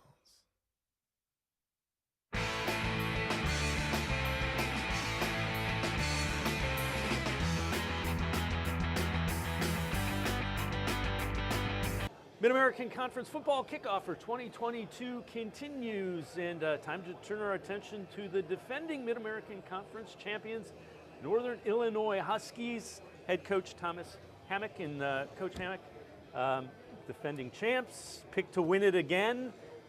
Does it change anything? You know, not for us. You know, last year they picked us last, so you know we really don't focus on external factors. You know, we're pretty internal in our thought process, and our players have done a great job with that mindset. We believe what we believe, and we feel like, you know, we put the work in, guys are working hard, and, you know, we're chasing ourselves. Last year we had 77 freshmen. We're not as young anymore, and we have standards and expectations that we want to hold ourselves to, and our players they're doing a great job of chasing that. Yeah, and along those lines, you return 85% of your production from a season ago. That's 8th in the country. You would think a year older, a year stronger, a year wiser, that might even go up. Yeah, you know, we certainly want to play better. You know, we feel like last year we left a lot of things on the table, and we feel like, you know, defensively, we can make a tremendous jump, and I think that will give us an opportunity to play more complementary football. And so for us, you know, we put a great emphasis on improving on defense and playing more team football, and our players have really bought into that philosophy. All right, so Rocky Lombardi comes back as your quarterback. I got to look at these numbers: 2,500, almost 2,600 yards, really nice 15-to-8 touchdown to interception ratio. But the thing that jumps out that says, I want this guy playing quarterback, 8 late drives. I mean, that's, here's the ball, we need you to go do it, and he went and did it. Tremendous leader. Our players have confidence in him, in his leadership ability. He galvanizes our team. He does that in the offseason. He's in there working out with the guys, pushing the guys. And he gives us a tremendous amount of confidence that if the game is close, we will find a way to get it done. And I think our whole team feels that and have confidence to go in those situations to find a way to win. X's and O's as a quarterback, what does he do well? Well, I think he can handle a volume of offense. We can put a lot on his plate. We have a tremendous amount of respect for him making the right plays and the right checks, and he knows what to do with the ball. Let's flip sides of the ball. So the defense, you said you can get even better. What areas do you want to see improvement on the defensive side? Well, I think, you know, we got 10, 11 starters coming back on defense. I think schematically we'll be better. I think they'll be bigger, faster, and stronger. You know, I think they're working together better. In spring, our defense won the spring, which that's saying something against our offense. So if they can carry that same amount of confidence and that same amount of playmaking ability into the season, I think we can become a very, very dangerous defense. All right, so you win the MAC championship. The mantra for NIU is the hard way. Tell us how that stays the same. Does it change if you win? And what does that mean? Well, we made it tougher. You know, I can certainly tell you we didn't make it easier. We challenge them every day when they walk in the building. Our players understand that. And so every day that they come in our building, it's going to be a challenge. It's going to be hard. So we don't have to worry about complacency because from one day to the next, your mind better be right to attack the day. Otherwise, you won't survive in our program. And we embrace that philosophy because those are the things that help you win. You win in the offseason. So when they picked us last year to be last, we had already won at that point. So when they picked us first, that doesn't matter. The work has been put in since January. and our players have embraced that. And so that's something that we fully believe in, and I think that's helped our program continue to move forward. Sounds like that would be an idea team to coach. Working, not necessarily happy? I tell my coaches all the time, these are the best players you will ever coach in your life. You will never have better kids and better players to coach in your life, from the work ethic to doing what you ask them to do, to coming to work every day and enjoying being around them. I've been doing it almost 20 years, and this is by far the best group of guys you'll ever be around. Thomas Hammock, head coach, Northern Illinois. Appreciate it very much. Best of luck again this year. Appreciate it. Go Huskies. All right, Thomas Hammock, head coach of Northern Illinois. We're going to step aside, take a quick time out. Other side of the break, we're going to talk to some of the Husky players. The 2022 MAC kickoff continues here on M Live and cleveland.com. Stay with us. Thank you all for being here today. You are here because you made the decision to be collegiate student athletes. So clap it up for yourselves. So let me ask you a question. Raise your hand if you want to win a conference championship. Raise your hand if you want to win a national championship. National championship. Keep your hands up if you're willing to wake up 4:30 in the morning for mandatory workouts. Those hands will go down because not everyone's willing to make those sacrifices. Keep your hands up if you're willing to put student first. All the responsibilities that it takes to be a student athlete. Are you up for that challenge?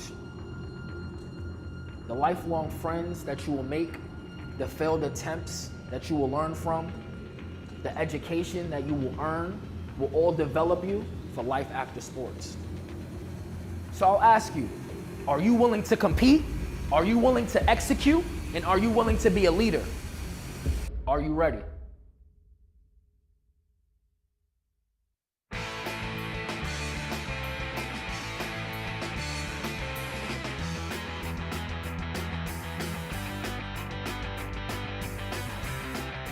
We continue with the 2022 MAC football kickoff from the House Blues in downtown Cleveland. Time to turn our attention to the Husky players, defending MAC champs, picked to win it again. Quarterback Rocky Lombardi, defensive lineman James Esther. Rocky, I'm going to start with you. And I asked Coach Hammock about this. 8 late scoring drives. That means minute or less in the half or the game. What goes through your mind? I mean, if I'm in the huddle with you, you're the guy I want with the ball in your hands. How do you focus on that? Yeah, well, we got better as the year went on because we had to do it so many times. But I think what really got it done for us was confidence. You know, I talked to the team about this, but the different level of confidence from the first time we had to do it against Georgia Tech till the last time we had to do it against Coastal Carolina, it was so much different. You know, the first time we were all tight and nervous, and by the end of the year, you know, this was our 9th go at trying to win a game in the last minute. So it's all about just confidence, believing in yourself, and trying to execute the play and handle the situation.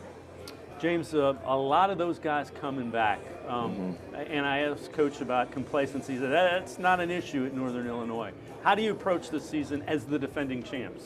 I mean, like Rocky said, it's all about having confidence and then just being consistent. And then at the same time, we're also a very deep team. So, I mean, we're playing a very dangerous game. You know injuries are going to hit. So you always want to have that next man up mentality. And I think that's something that these guys have embodied. When you guys have the success you had, does it motivate you to work even a little bit harder? Or do you kind of look and go, you know, we're pretty good? Yeah, I mean, I guess for me, what motivated me to do extra this offseason was the fact that we did do so well with so much to improve on still. You know, especially in our pass game, there was so much that we needed to improve on from last season, and we've done that, and just like every other position group needs work. But yeah, for me, it was just noticing how much better we could be and how good we already were. You know, that's where we want to get to take that next step. Yeah, I mean, for a group of guys that have gone 0-6, we understand that we had to make a leap. I mean, the work ethic and the type of work we put in last offseason, it had to be matched this season. And I think we probably pushed that to an even higher level this offseason. So, I mean, we understand that it takes that work to get to the spot where you want to be. So I don't think we'll have any problem with people taking their foot off the gas. In years past, a lot of the players have mentioned the hard way. Yeah. Do you keep doing that even though you're now MAC champs? For sure. I mean, that never slows down. The hard way is going to stick with this program forever. Yeah, I mean, the hard way is it's how we live. You know, it's not only in football. You'll be hanging out and something will not go your way, and it's the hard way. That's part of life, right? Yeah, it's adversity. It's going to strike. Something that sticks with us for sure. What's this offense look like? Will it look different? Will it look a lot of the same? What are you going to look like on the defense or on the offensive side of the ball? I think we'll look a little bit different, but I think we'll keep the same identity. We return obviously everybody on the entire team, but losing Clint Rakovich will hurt. We'll have to scheme around him a little bit, so you see some different offensive schemes there. But it's going to be pretty much the same identity. You know, we're going to ground and pound. We're going to have better weapons on the outside this year. Everybody's a year older and more mature. We're going to be explosive. I think we're going to put up a lot of points. Defensively, Coach said you could even turn it up a notch. Oh, for sure. Tell me about that defensive side of the ball, what you guys expect from yourselves. Yeah, I mean, we did lose a key piece in Lance DeVoe last season. But, I mean, I think what you'll see is a lot of the same guys playing at an even higher level, and that's all we need. So. James Esther, Rocky Lombardi, appreciate it. Best of luck to the Huskies. Good luck, guys. Appreciate it very much. Appreciate you. We're going to step aside, take a quick time out. More of the Mid-American Conference football kickoff from the House of Blues here on cleveland.com as well as MLive. Stay with us. The Ohio Lottery Partners in Education program recognizes role model students and teachers from across Ohio. Nominations can now be done completely online. To nominate a deserving teacher or student, go to ohiolottery.com. In the About section, find Partners in Education. There you will find links to the nomination forms. Students kindergarten through 12th grade can be academic all-stars. Teachers can be honored as a Teacher of the Month. The Ohio Lottery Partners in Education, where stars shine.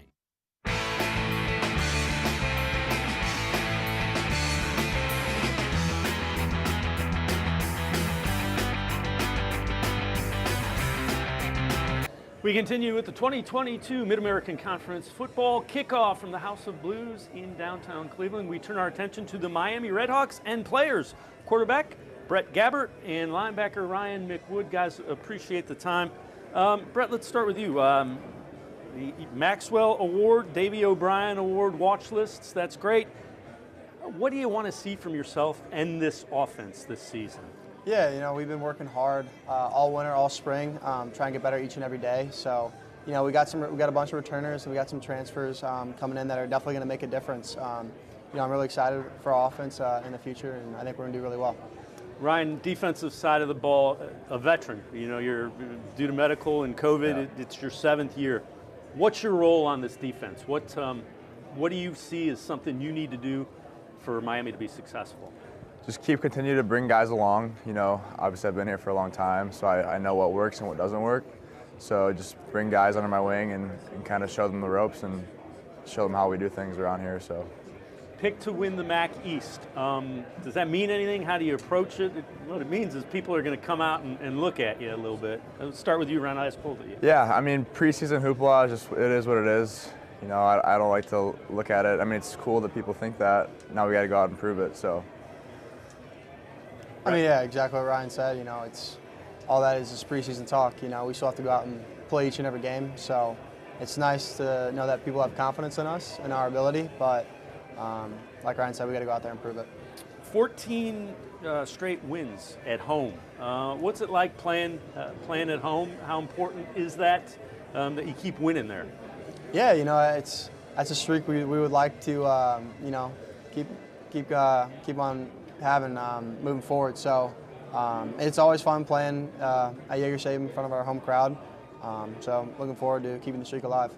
Same question, Ryan. You've seen a lot of home games. Yep.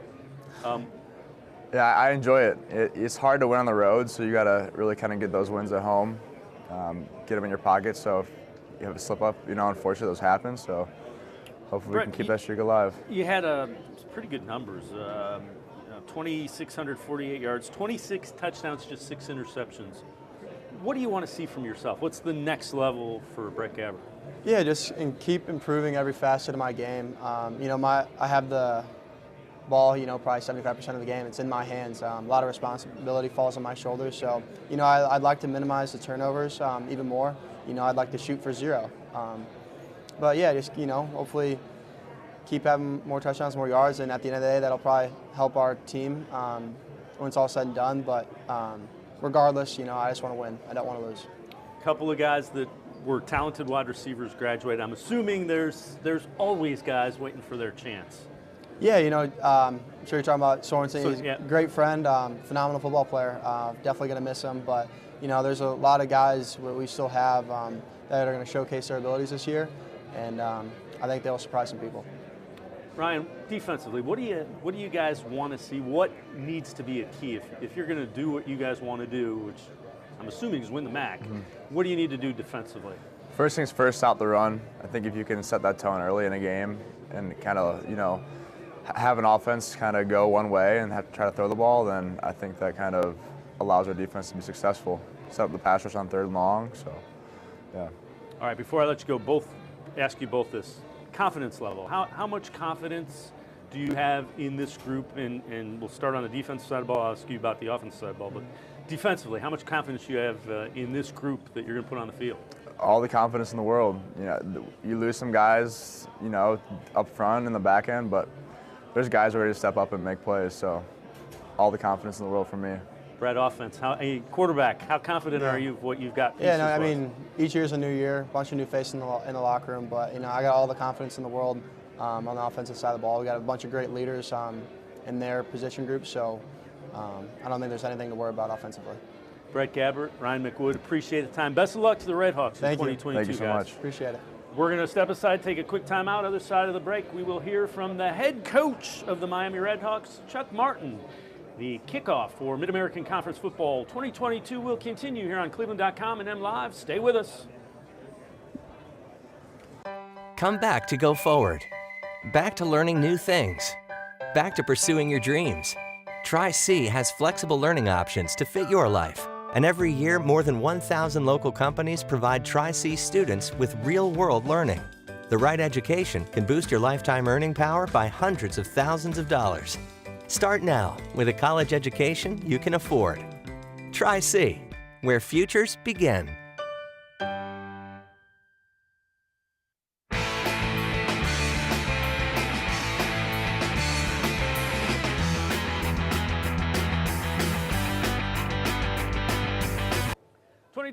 Mid-American Conference Football kickoff continues, and we are talking to Miami head coach Chuck Martin. And Coach, we just got done talking to Brett Gabbert.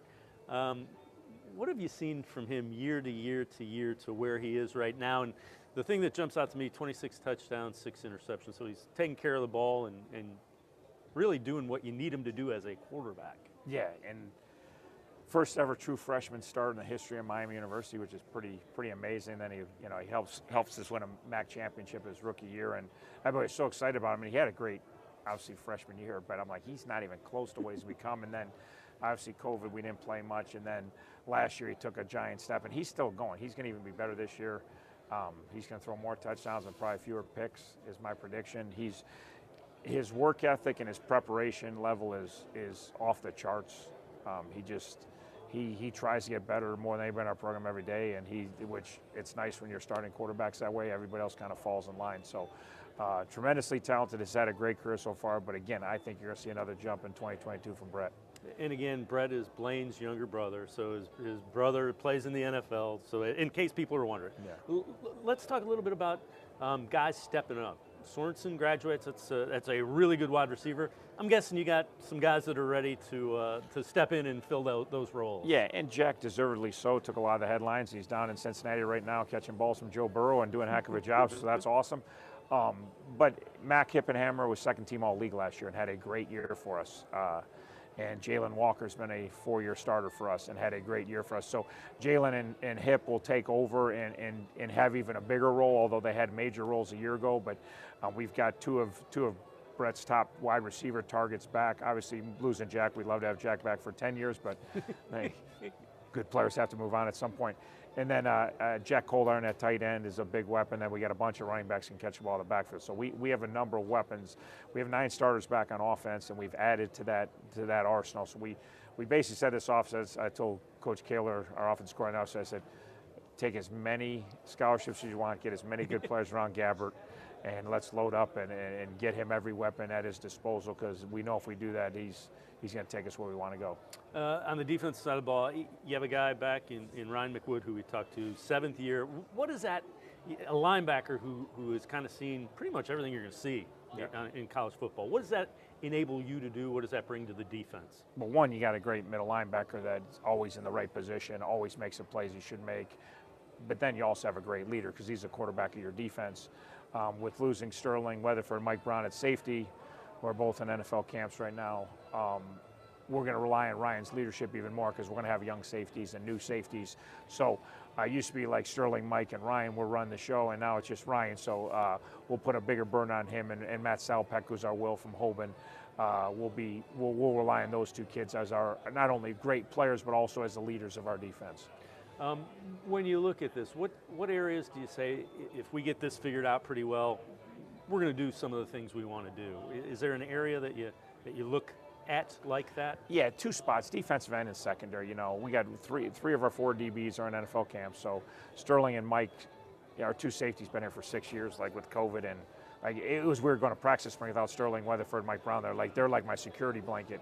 And then defensive end, you lose Dom Robinson, who got drafted by the Bears, Ben Kimpler, and then you lose Cam Butler and Lonnie Phelps, who transferred to Power 5 places. We had 4 phenomenal defensive ends, you know, and all 3 of the 4 are going to be NFL guys. And so if we can get our defensive ends, we're not going to have what we had last year. We had 4, but if we get the pass rush we need and get the play, and we think we have the pieces to do that, and then we get our safeties and our corners figured out, where we should have a good year. And we will.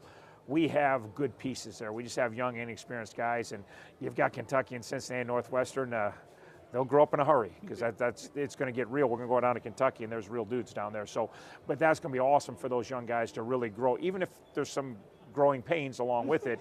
Getting ready for that conference season, they should be ready to go. Is that the idea behind Northwestern and Kentucky? Is by the time we get to the MAC, I want the young guys and everybody to see pretty much everything they're going to see. The idea behind it is making money for the athletic I department. get it. That's from this. If it was it's not my schedule.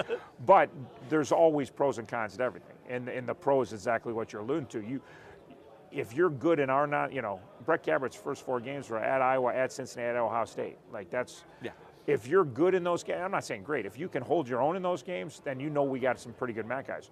And some kids are going to take some lumps in those games, but that's also a great opportunity. Like, hey, maybe I'm not quite ready to go, and I might need to watch more tape or lift a little hard. So you learn from the good, you learn from the bad, and those experiences give us that great opportunity. How excited are you just about this year? I mean, you got a I think quarterback like Gabbert, you got a middle linebacker. I think I'm getting old. I don't know. I enjoy this more than I ever have. I really do. Like, a lot of things that used to bother me don't bother me anymore. Like, I've always loved my job, and I've always loved coaching, but as a head coach or even as an assistant, there's always things that I wish this would, like even all this mayhem in college. Like Steinbrecher asked me we had a call this spring, and Chuck, what do you think about this? And I felt bad saying, like, I haven't really been paying attention. Like, I don't care. I just like coaching my guys, and it's so much fun. And maybe because I'm getting older, I'm appreciating things a little more. I don't know what it is, but things don't bother me.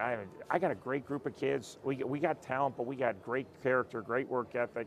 They're unbelievable to be around. All the other, like, hey, until they tell me I ain't got a job, I'm just going to coach these guys and have some fun. But we feel like great about our program to where every fall we got a chance to fight for a MAC championship. That was our goal when we got here when we were putrid. We couldn't win a game in this league. So our goal, and we are that consistent team over the last 6 years. We got the best record in the league, but we want to be that consistent team that every year people are saying, hey, they got a chance to do it this year. We think we got a squad. We got some holes to fill like everyone in this league does. We lost a lot of good players in this league this year. But I think we got the pieces to go make a run at it. Chuck Martin, appreciate the time. Good luck. Thanks very much. Chuck Martin, head football coach of the Miami RedHawks. Mid-American Conference kickoff will continue from the House of Blues downtown Cleveland here on cleveland.com and MLive. Stay with us. When it comes to selling you a mattress, most retailers are handing you a line. a long line of extra steps that drive up costs and create confusion. At the Original Mattress Factory, we simplify the mattress shopping experience by building mattresses and box springs in our own local factories and selling them direct to you. It's short, sweet, and simply makes sense. So experience more than just a mattress store. Experience an original, the Original Mattress Factory.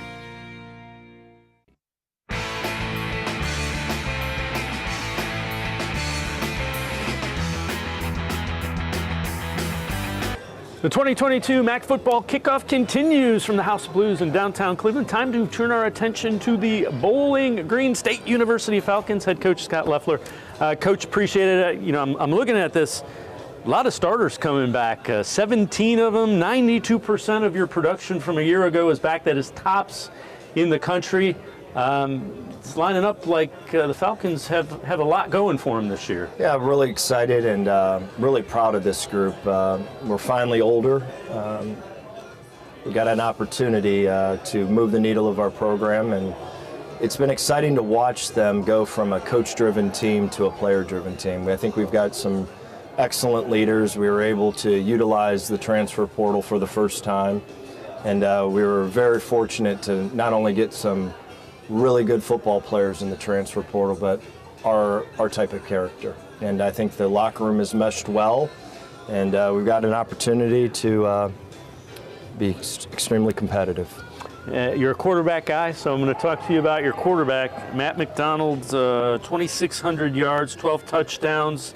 How excited are you to see him kind of progress? Well, when we had him at Boston College, we knew he'd be a good player, but he had 3 to 4 NFL offensive linemen in front of him. And I've had multiple guys in the NFL, and they've always went through some trials and tribulations that in college, and he did.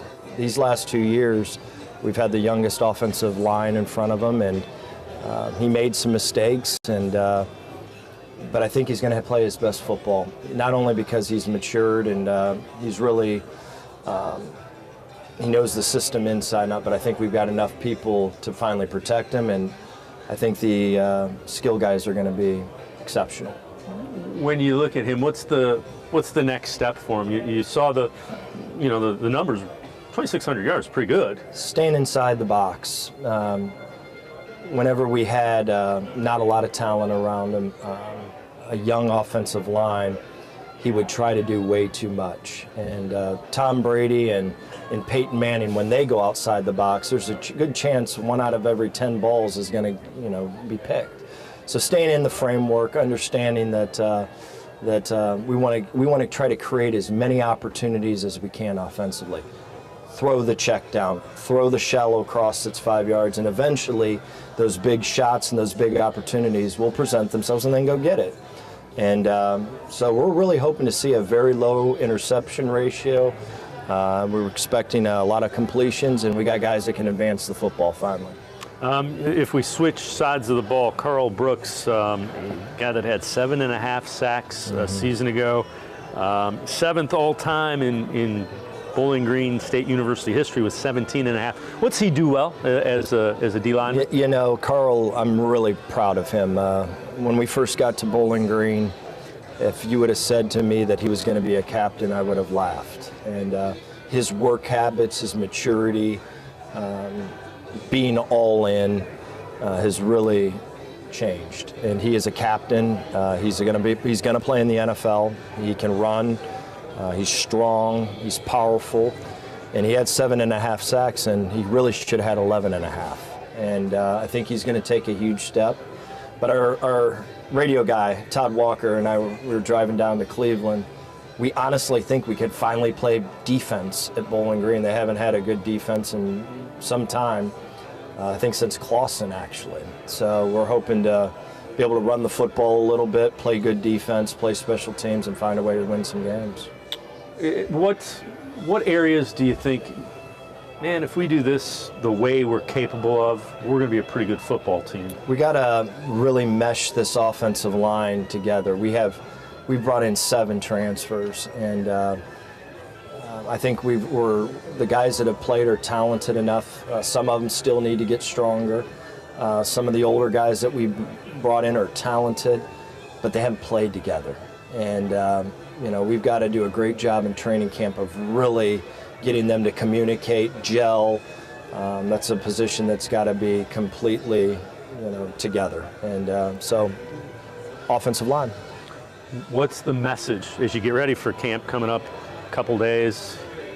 Consistency, hands down. Last year we could go find a way to beat Minnesota and then turn around and lose to someone that we should never have lost to. And a lot of that was to age. We were extremely young.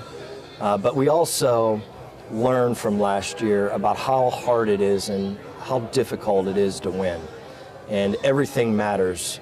Being up to class on time, not skipping a training table meal, coming in at 5:30 in the morning and doing extra rehab.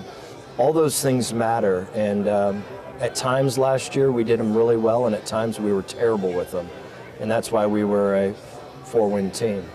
I think, just like I said, it's the players now are driving the ship, so whenever you get your players that buy in and they're sending your message to the young guys, you got a chance. So it's a player's game. I don't care what anyone says. All these neat plays we draw up and all that, it's all about the players. Always has been. Scott Loeffler, head coach for Bowling Green State University. Appreciate it very much. Thank you so much. Good luck. Yep, thank you so much. Scott Loeffler, the head coach of the Bowling Green State University Falcons. We're going to step aside, take a quick timeout. Other side of the break, we'll hear from the Falcon players. It's the 2022 MAC football kickoff from the House of Blues in downtown Cleveland on cleveland.com and MLive. Stay with us. Maybe cliche, but there's no I in team. The only identity that matters is we. The collective effort to love thy neighbor is needed now more than ever. The responsibility behind pronouns such as I, me, and mine impact we, us, and ours. So understand that you make all the difference in the team. He, him, her, or she can't disturb our peace, since we control our destiny as student athletes. This is the power of pronouns.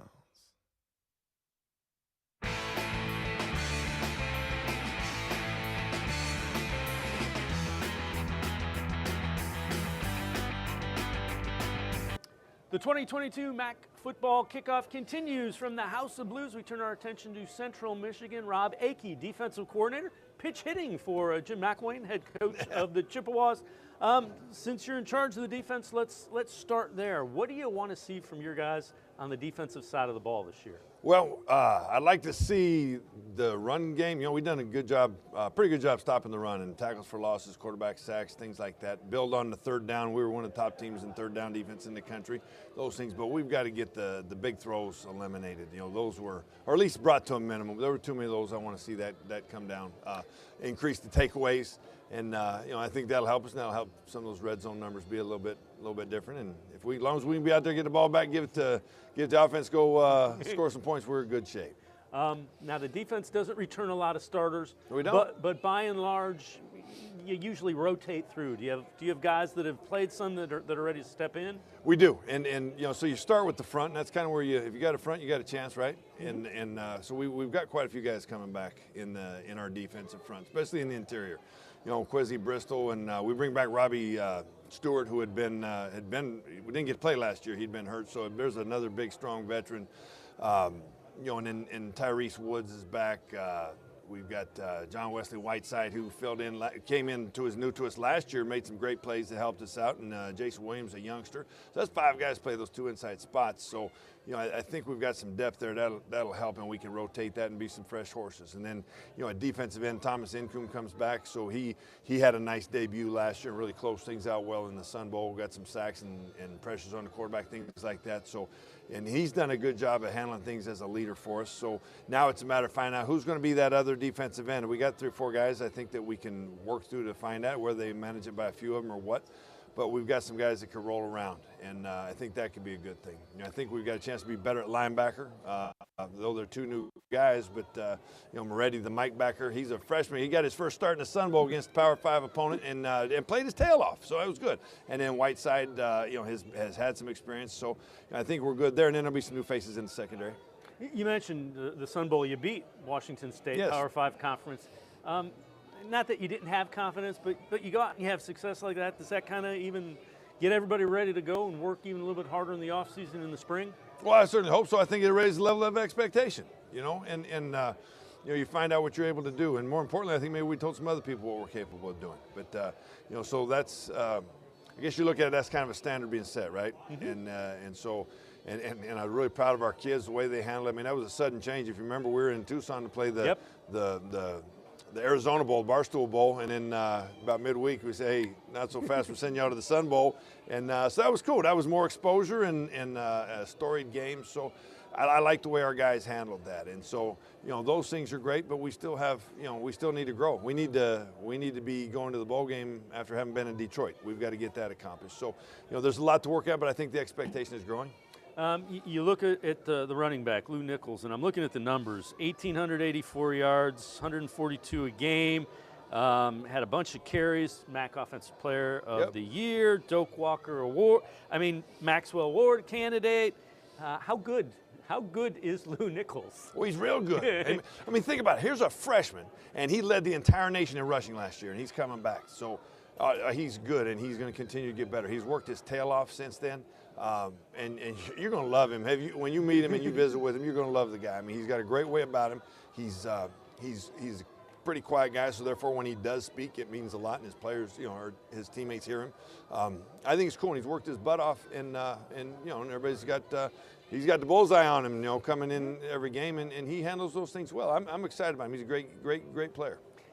How impressive is it that a kid that young, a freshman you mentioned, has the success, and it's not like, I've arrived?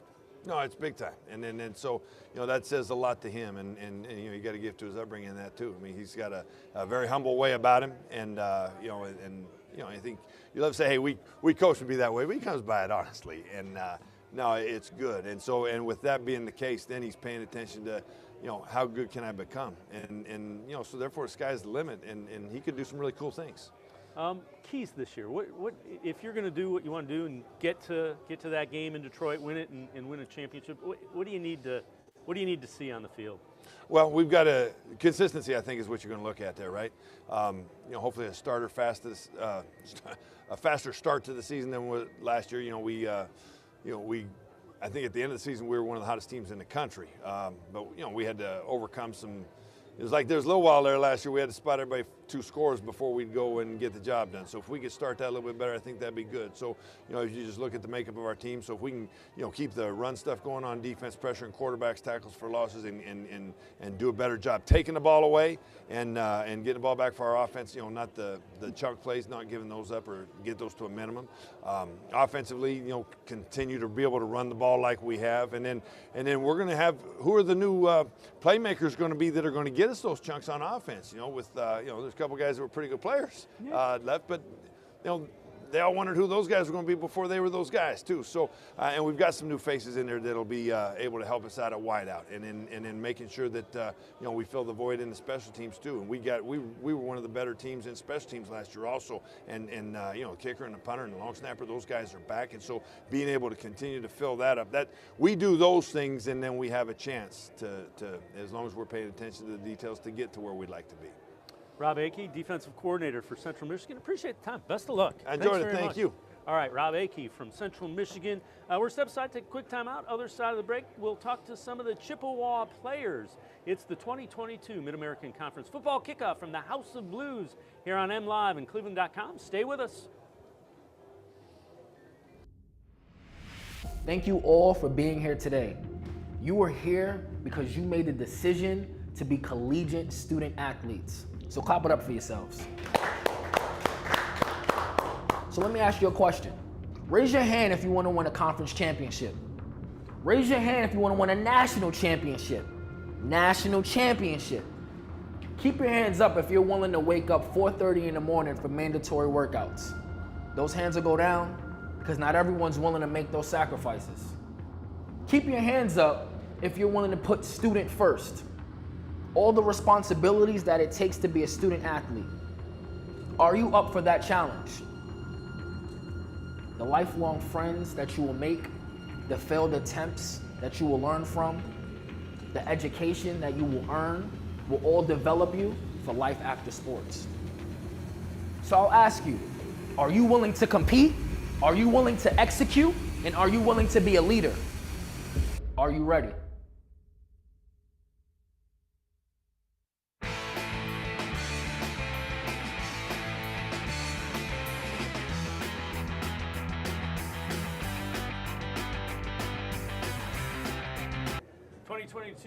Mid-American Conference football kickoff continues. We turn our attention to the Chippewa players, center Jamez Kimbrough and Lou Nichols, the third running back. We're going to start with you, Lou. Freshman, Conference Player of the Year. I'm looking at the numbers, almost 1,900 yards, 17 rushing touchdowns that led the MAC. Coach told me you're getting after it even more. What motivates you to say I can do better? Oh, man, just the everyday life, you know, never satisfied. It's always something to work for and to achieve, man. So just the day-to-day grind, you know, just want to be a better person and a better football player. That's just what keeps me motivated. Jamez, you're part of that offensive line that was opening holes.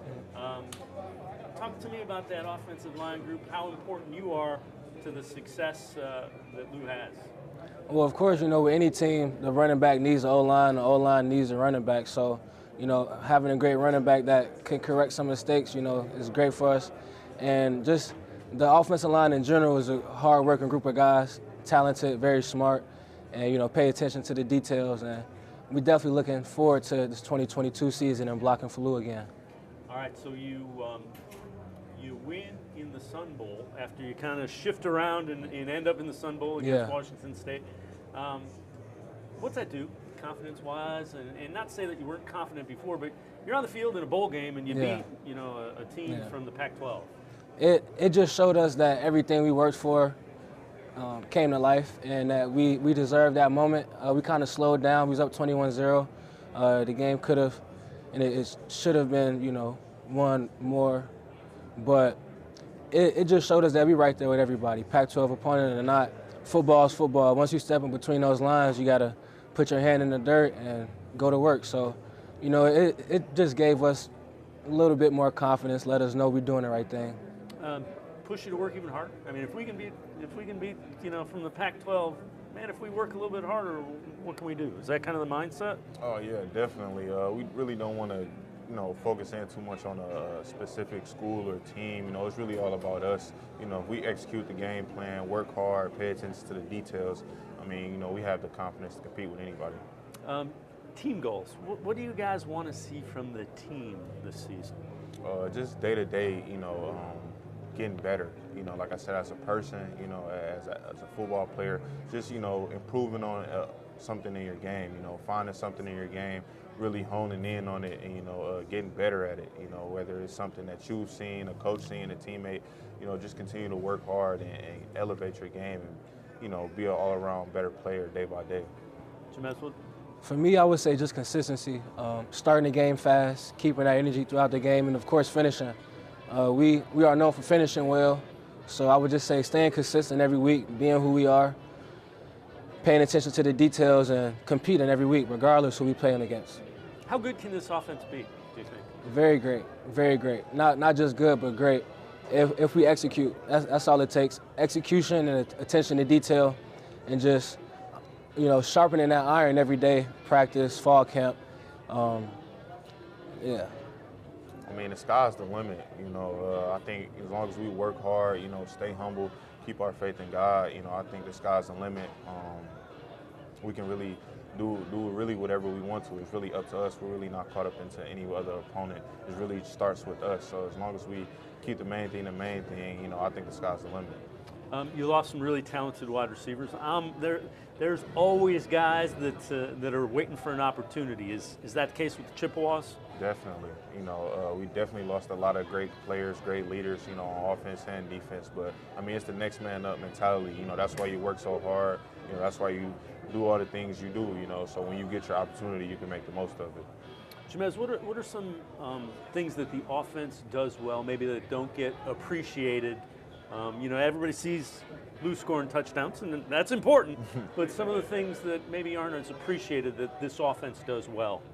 I mean, I think we're a tight-knit group. Well, I know that we're a tight-knit group, so when things start to go up and down like it does in the course of a game, you know, we got good leaders on the team that could bring everybody back to base, and that will allow us to fight through any tough obstacle we got, whether it's change of possession, you know, they go special teams touchdown, we got to answer back. You know, we have a great group of leaders that lead well and that teach the younger guys how it's supposed to be done.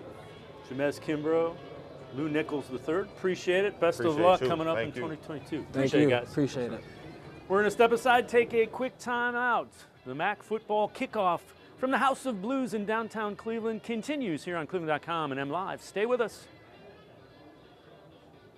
The Ohio Lottery Partners in Education program recognizes role model students and teachers from across Ohio. Nominations can now be done completely online. To nominate a deserving teacher or student, go to ohiolottery.com. In the About section, find Partners in Education. There you will find links to the nomination forms. Students kindergarten through 12th grade can be academic all-stars. Teachers can be honored as a Teacher of the Month. The Ohio Lottery Partners in Education, where stars shine.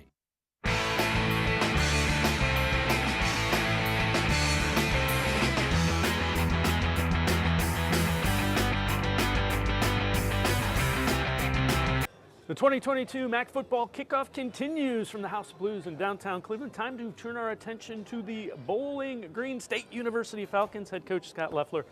Coach, appreciate it. You know, I'm looking at this. A lot of starters coming back. 17 of them. 92% of your production from a year ago is back. That is tops in the country. It's lining up like the Falcons have a lot going for them this year. Yeah, I'm really excited and really proud of this group. We're finally older.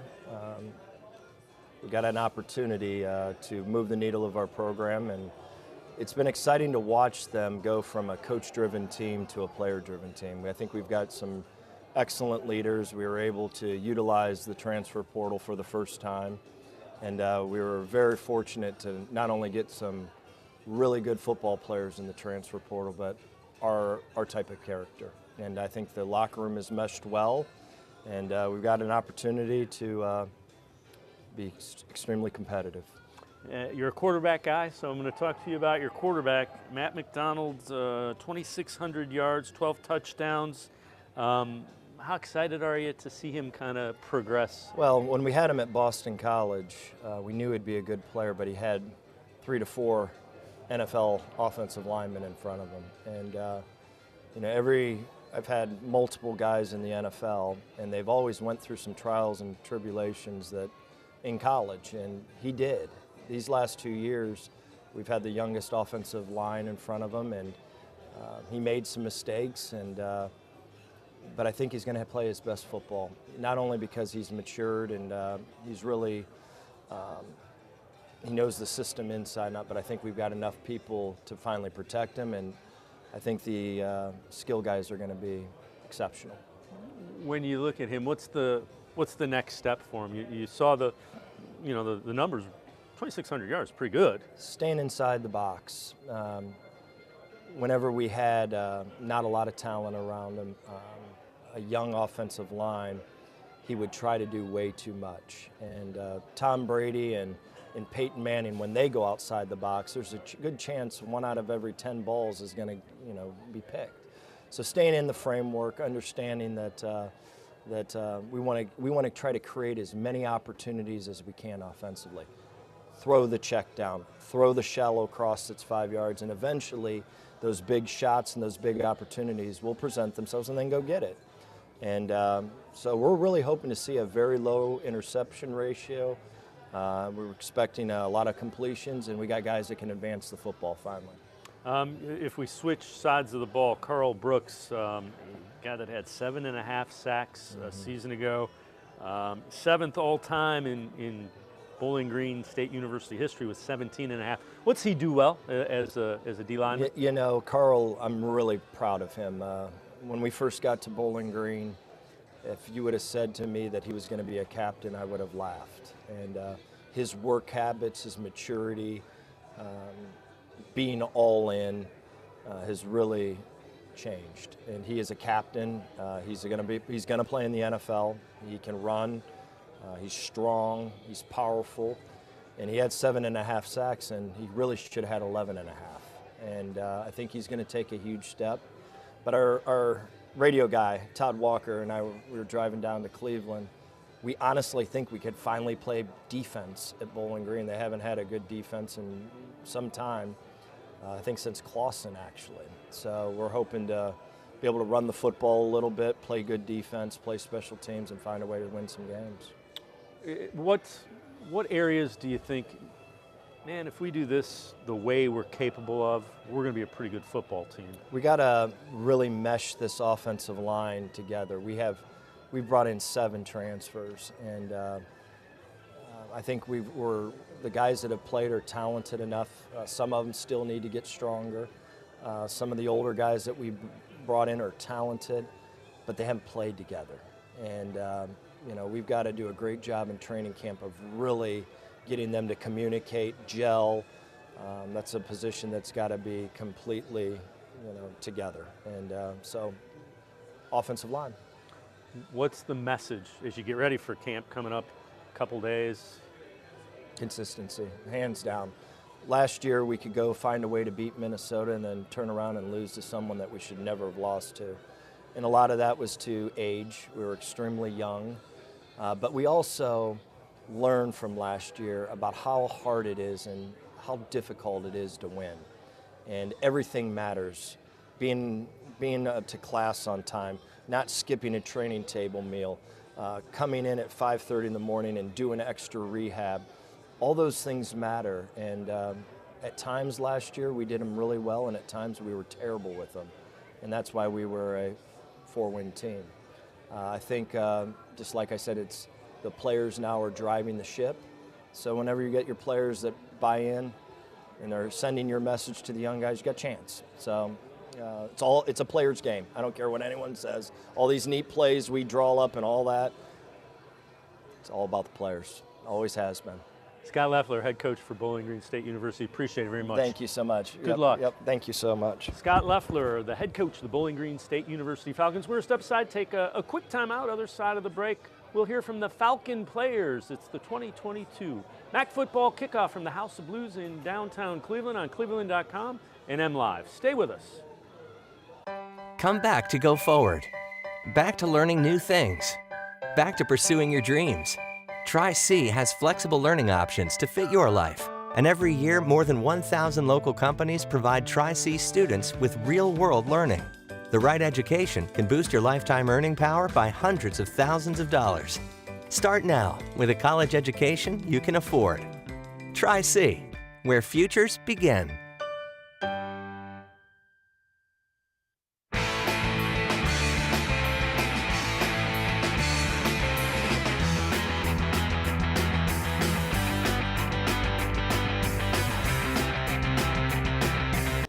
The 2022 MAC football kickoff continues from the House of Blues. We turn our attention to the Bowling Green State University Falcons players. Matt McDonald, quarterback, defensive lineman Carl Brooks. Matt, let me start with you. 2,600 yards, 12 touchdowns. What are you working on? Everybody's working on something. Everybody wants to always get better. It's the nature of this sport or any sport. What are you working on? What do you want to see even more from yourself? Just understanding that we have the playmakers around us now, and that I don't need to play superhero, and just take what the defense gives, throw checkdowns when I need to, and take the shots when they present themselves, but no need to force anything. Is that something you were trying to do, is trying to maybe do too much? That's when I would get in trouble, yeah. Yep, absolutely. How nice is it to play with a guy like Coach Loeffler who has developed big-time quarterbacks? Yeah, I mean, it's awesome. He's a QB guru, so he's a genius, so I'm learning a lot from him. Carl, let me turn attention to you. 7.5 sacks a season ago. You're, 7th all-time in program history. Take me through kind of the mindset. What do you want to be from that defensive line? Honestly, I want to be number one, but I also want to lead by example and show the younger guys how it's done. So me just personally just keep getting sacks and just keep being the best teammate that I can be. When you look at this team, what do you guys need to do to be successful? If you're going to flip the script and get where you want to go, What are some of the keys? We need 100% buy-in from our whole team, buying into the system, believing in Coach Leff, 100% on details and assignment and doing the extra little things on and off the field. Same question for you, Matt. What do you need to see? I think consistency is the key to our success, and we showed last season we had flashes, and but it wasn't consistent enough, and we know what we need to do to get to that level, and it starts in practice and preparation. This one's for both of you. Coach Leffler said it's kind of becoming a player-driven team, and he likes that a lot. Mm-hmm. How does that happen? We'll start with There you. we go. I think, you know, maturity, guys growing up. We got a couple older transfers in. I think that has helped us out immensely. And us growing up and, you know, taking matters in our own hands. Yeah, I would say guys had enough. We had a little bit of help from Dr. Brown, our life coach, that, you know, kind of brought our leaders together and showed us how it's done. And then we kind of enforced that with the team. So I feel like just like that, I would say. Matt, what about the confidence level of this team? A lot of guys returning that have played. You mentioned some of the transfers. Coach mentioned them. How good do you guys think you can be? We can be as good as we want to be. It's up to us. We just got to go out and execute it. But I think our confidence is at an all-time high. And we ended the season on a good note last year, and I think that rolled into the offseason with some momentum. And guys are confident, and we're ready to prove people wrong this season. Carl, same question for you. I feel like, you know, we can win any game we want and we can lose any game we want. So I just feel like we take it week by week and show guys what we can do and just prove it. What motivated you, Carl, to keep working? Coach said you both had great, you know, work ethics and in the offseason kind of got after it. What motivated you specifically this offseason? Probably my family. They motivate me a lot. You know, my dad, he motivates me, and then just doing it for my teammates, pushing it for those guys, going the extra mile. I just don't want to let the man to the left or right of me down, so that's probably what pushes me. Matt, same question. Yeah, you do it for the guys in the building, and we do it for the community of Bowling Green. We want to bring it back to a championship level that it's accustomed to, and I think we have the tools to do that. What about you? What do you want to see from yourself moving forward? Yeah, I think it was, you know, 2,600 yards, 12 touchdowns. What are some of the things you want to see from your game this year? I mean, we have just awesome playmakers, so it's just my job to put it in their hands and let them do it. You know, they make me look good, so I'm happy with how our O-line is doing, too. They're going to give me time. I just need to give the ball to the playmakers, and they'll do the rest. Is there any concern at all that there's a bunch of new guys, or is that, you know, not a problem whatsoever? No, everyone's, I think, is bought in, and some good, mature leaders that came in as transfers, Jakari Robinson being one, our new center. And everyone's buying in. We're all on the same goal, all the same mission in mind. And yep. Last thing, and I'll ask you, Carl, when you look at this defense, how, if you're playing the way you want to play, what are we going to see on the defensive side of the ball for Bowling Green? You're going to see guys that's passionate on the field, flying all around, making plays. Guys that love each other and love playing for BG, and just guys that want to make plays. Carl, Matt, thanks very much. That'll do it for this 2022 Mid-American Conference football kickoff from downtown Cleveland in the House of Blues. Maction gets underway Thursday, September 1st. Just a few weeks away. We'll see you out at the fields, everybody. Have a great night.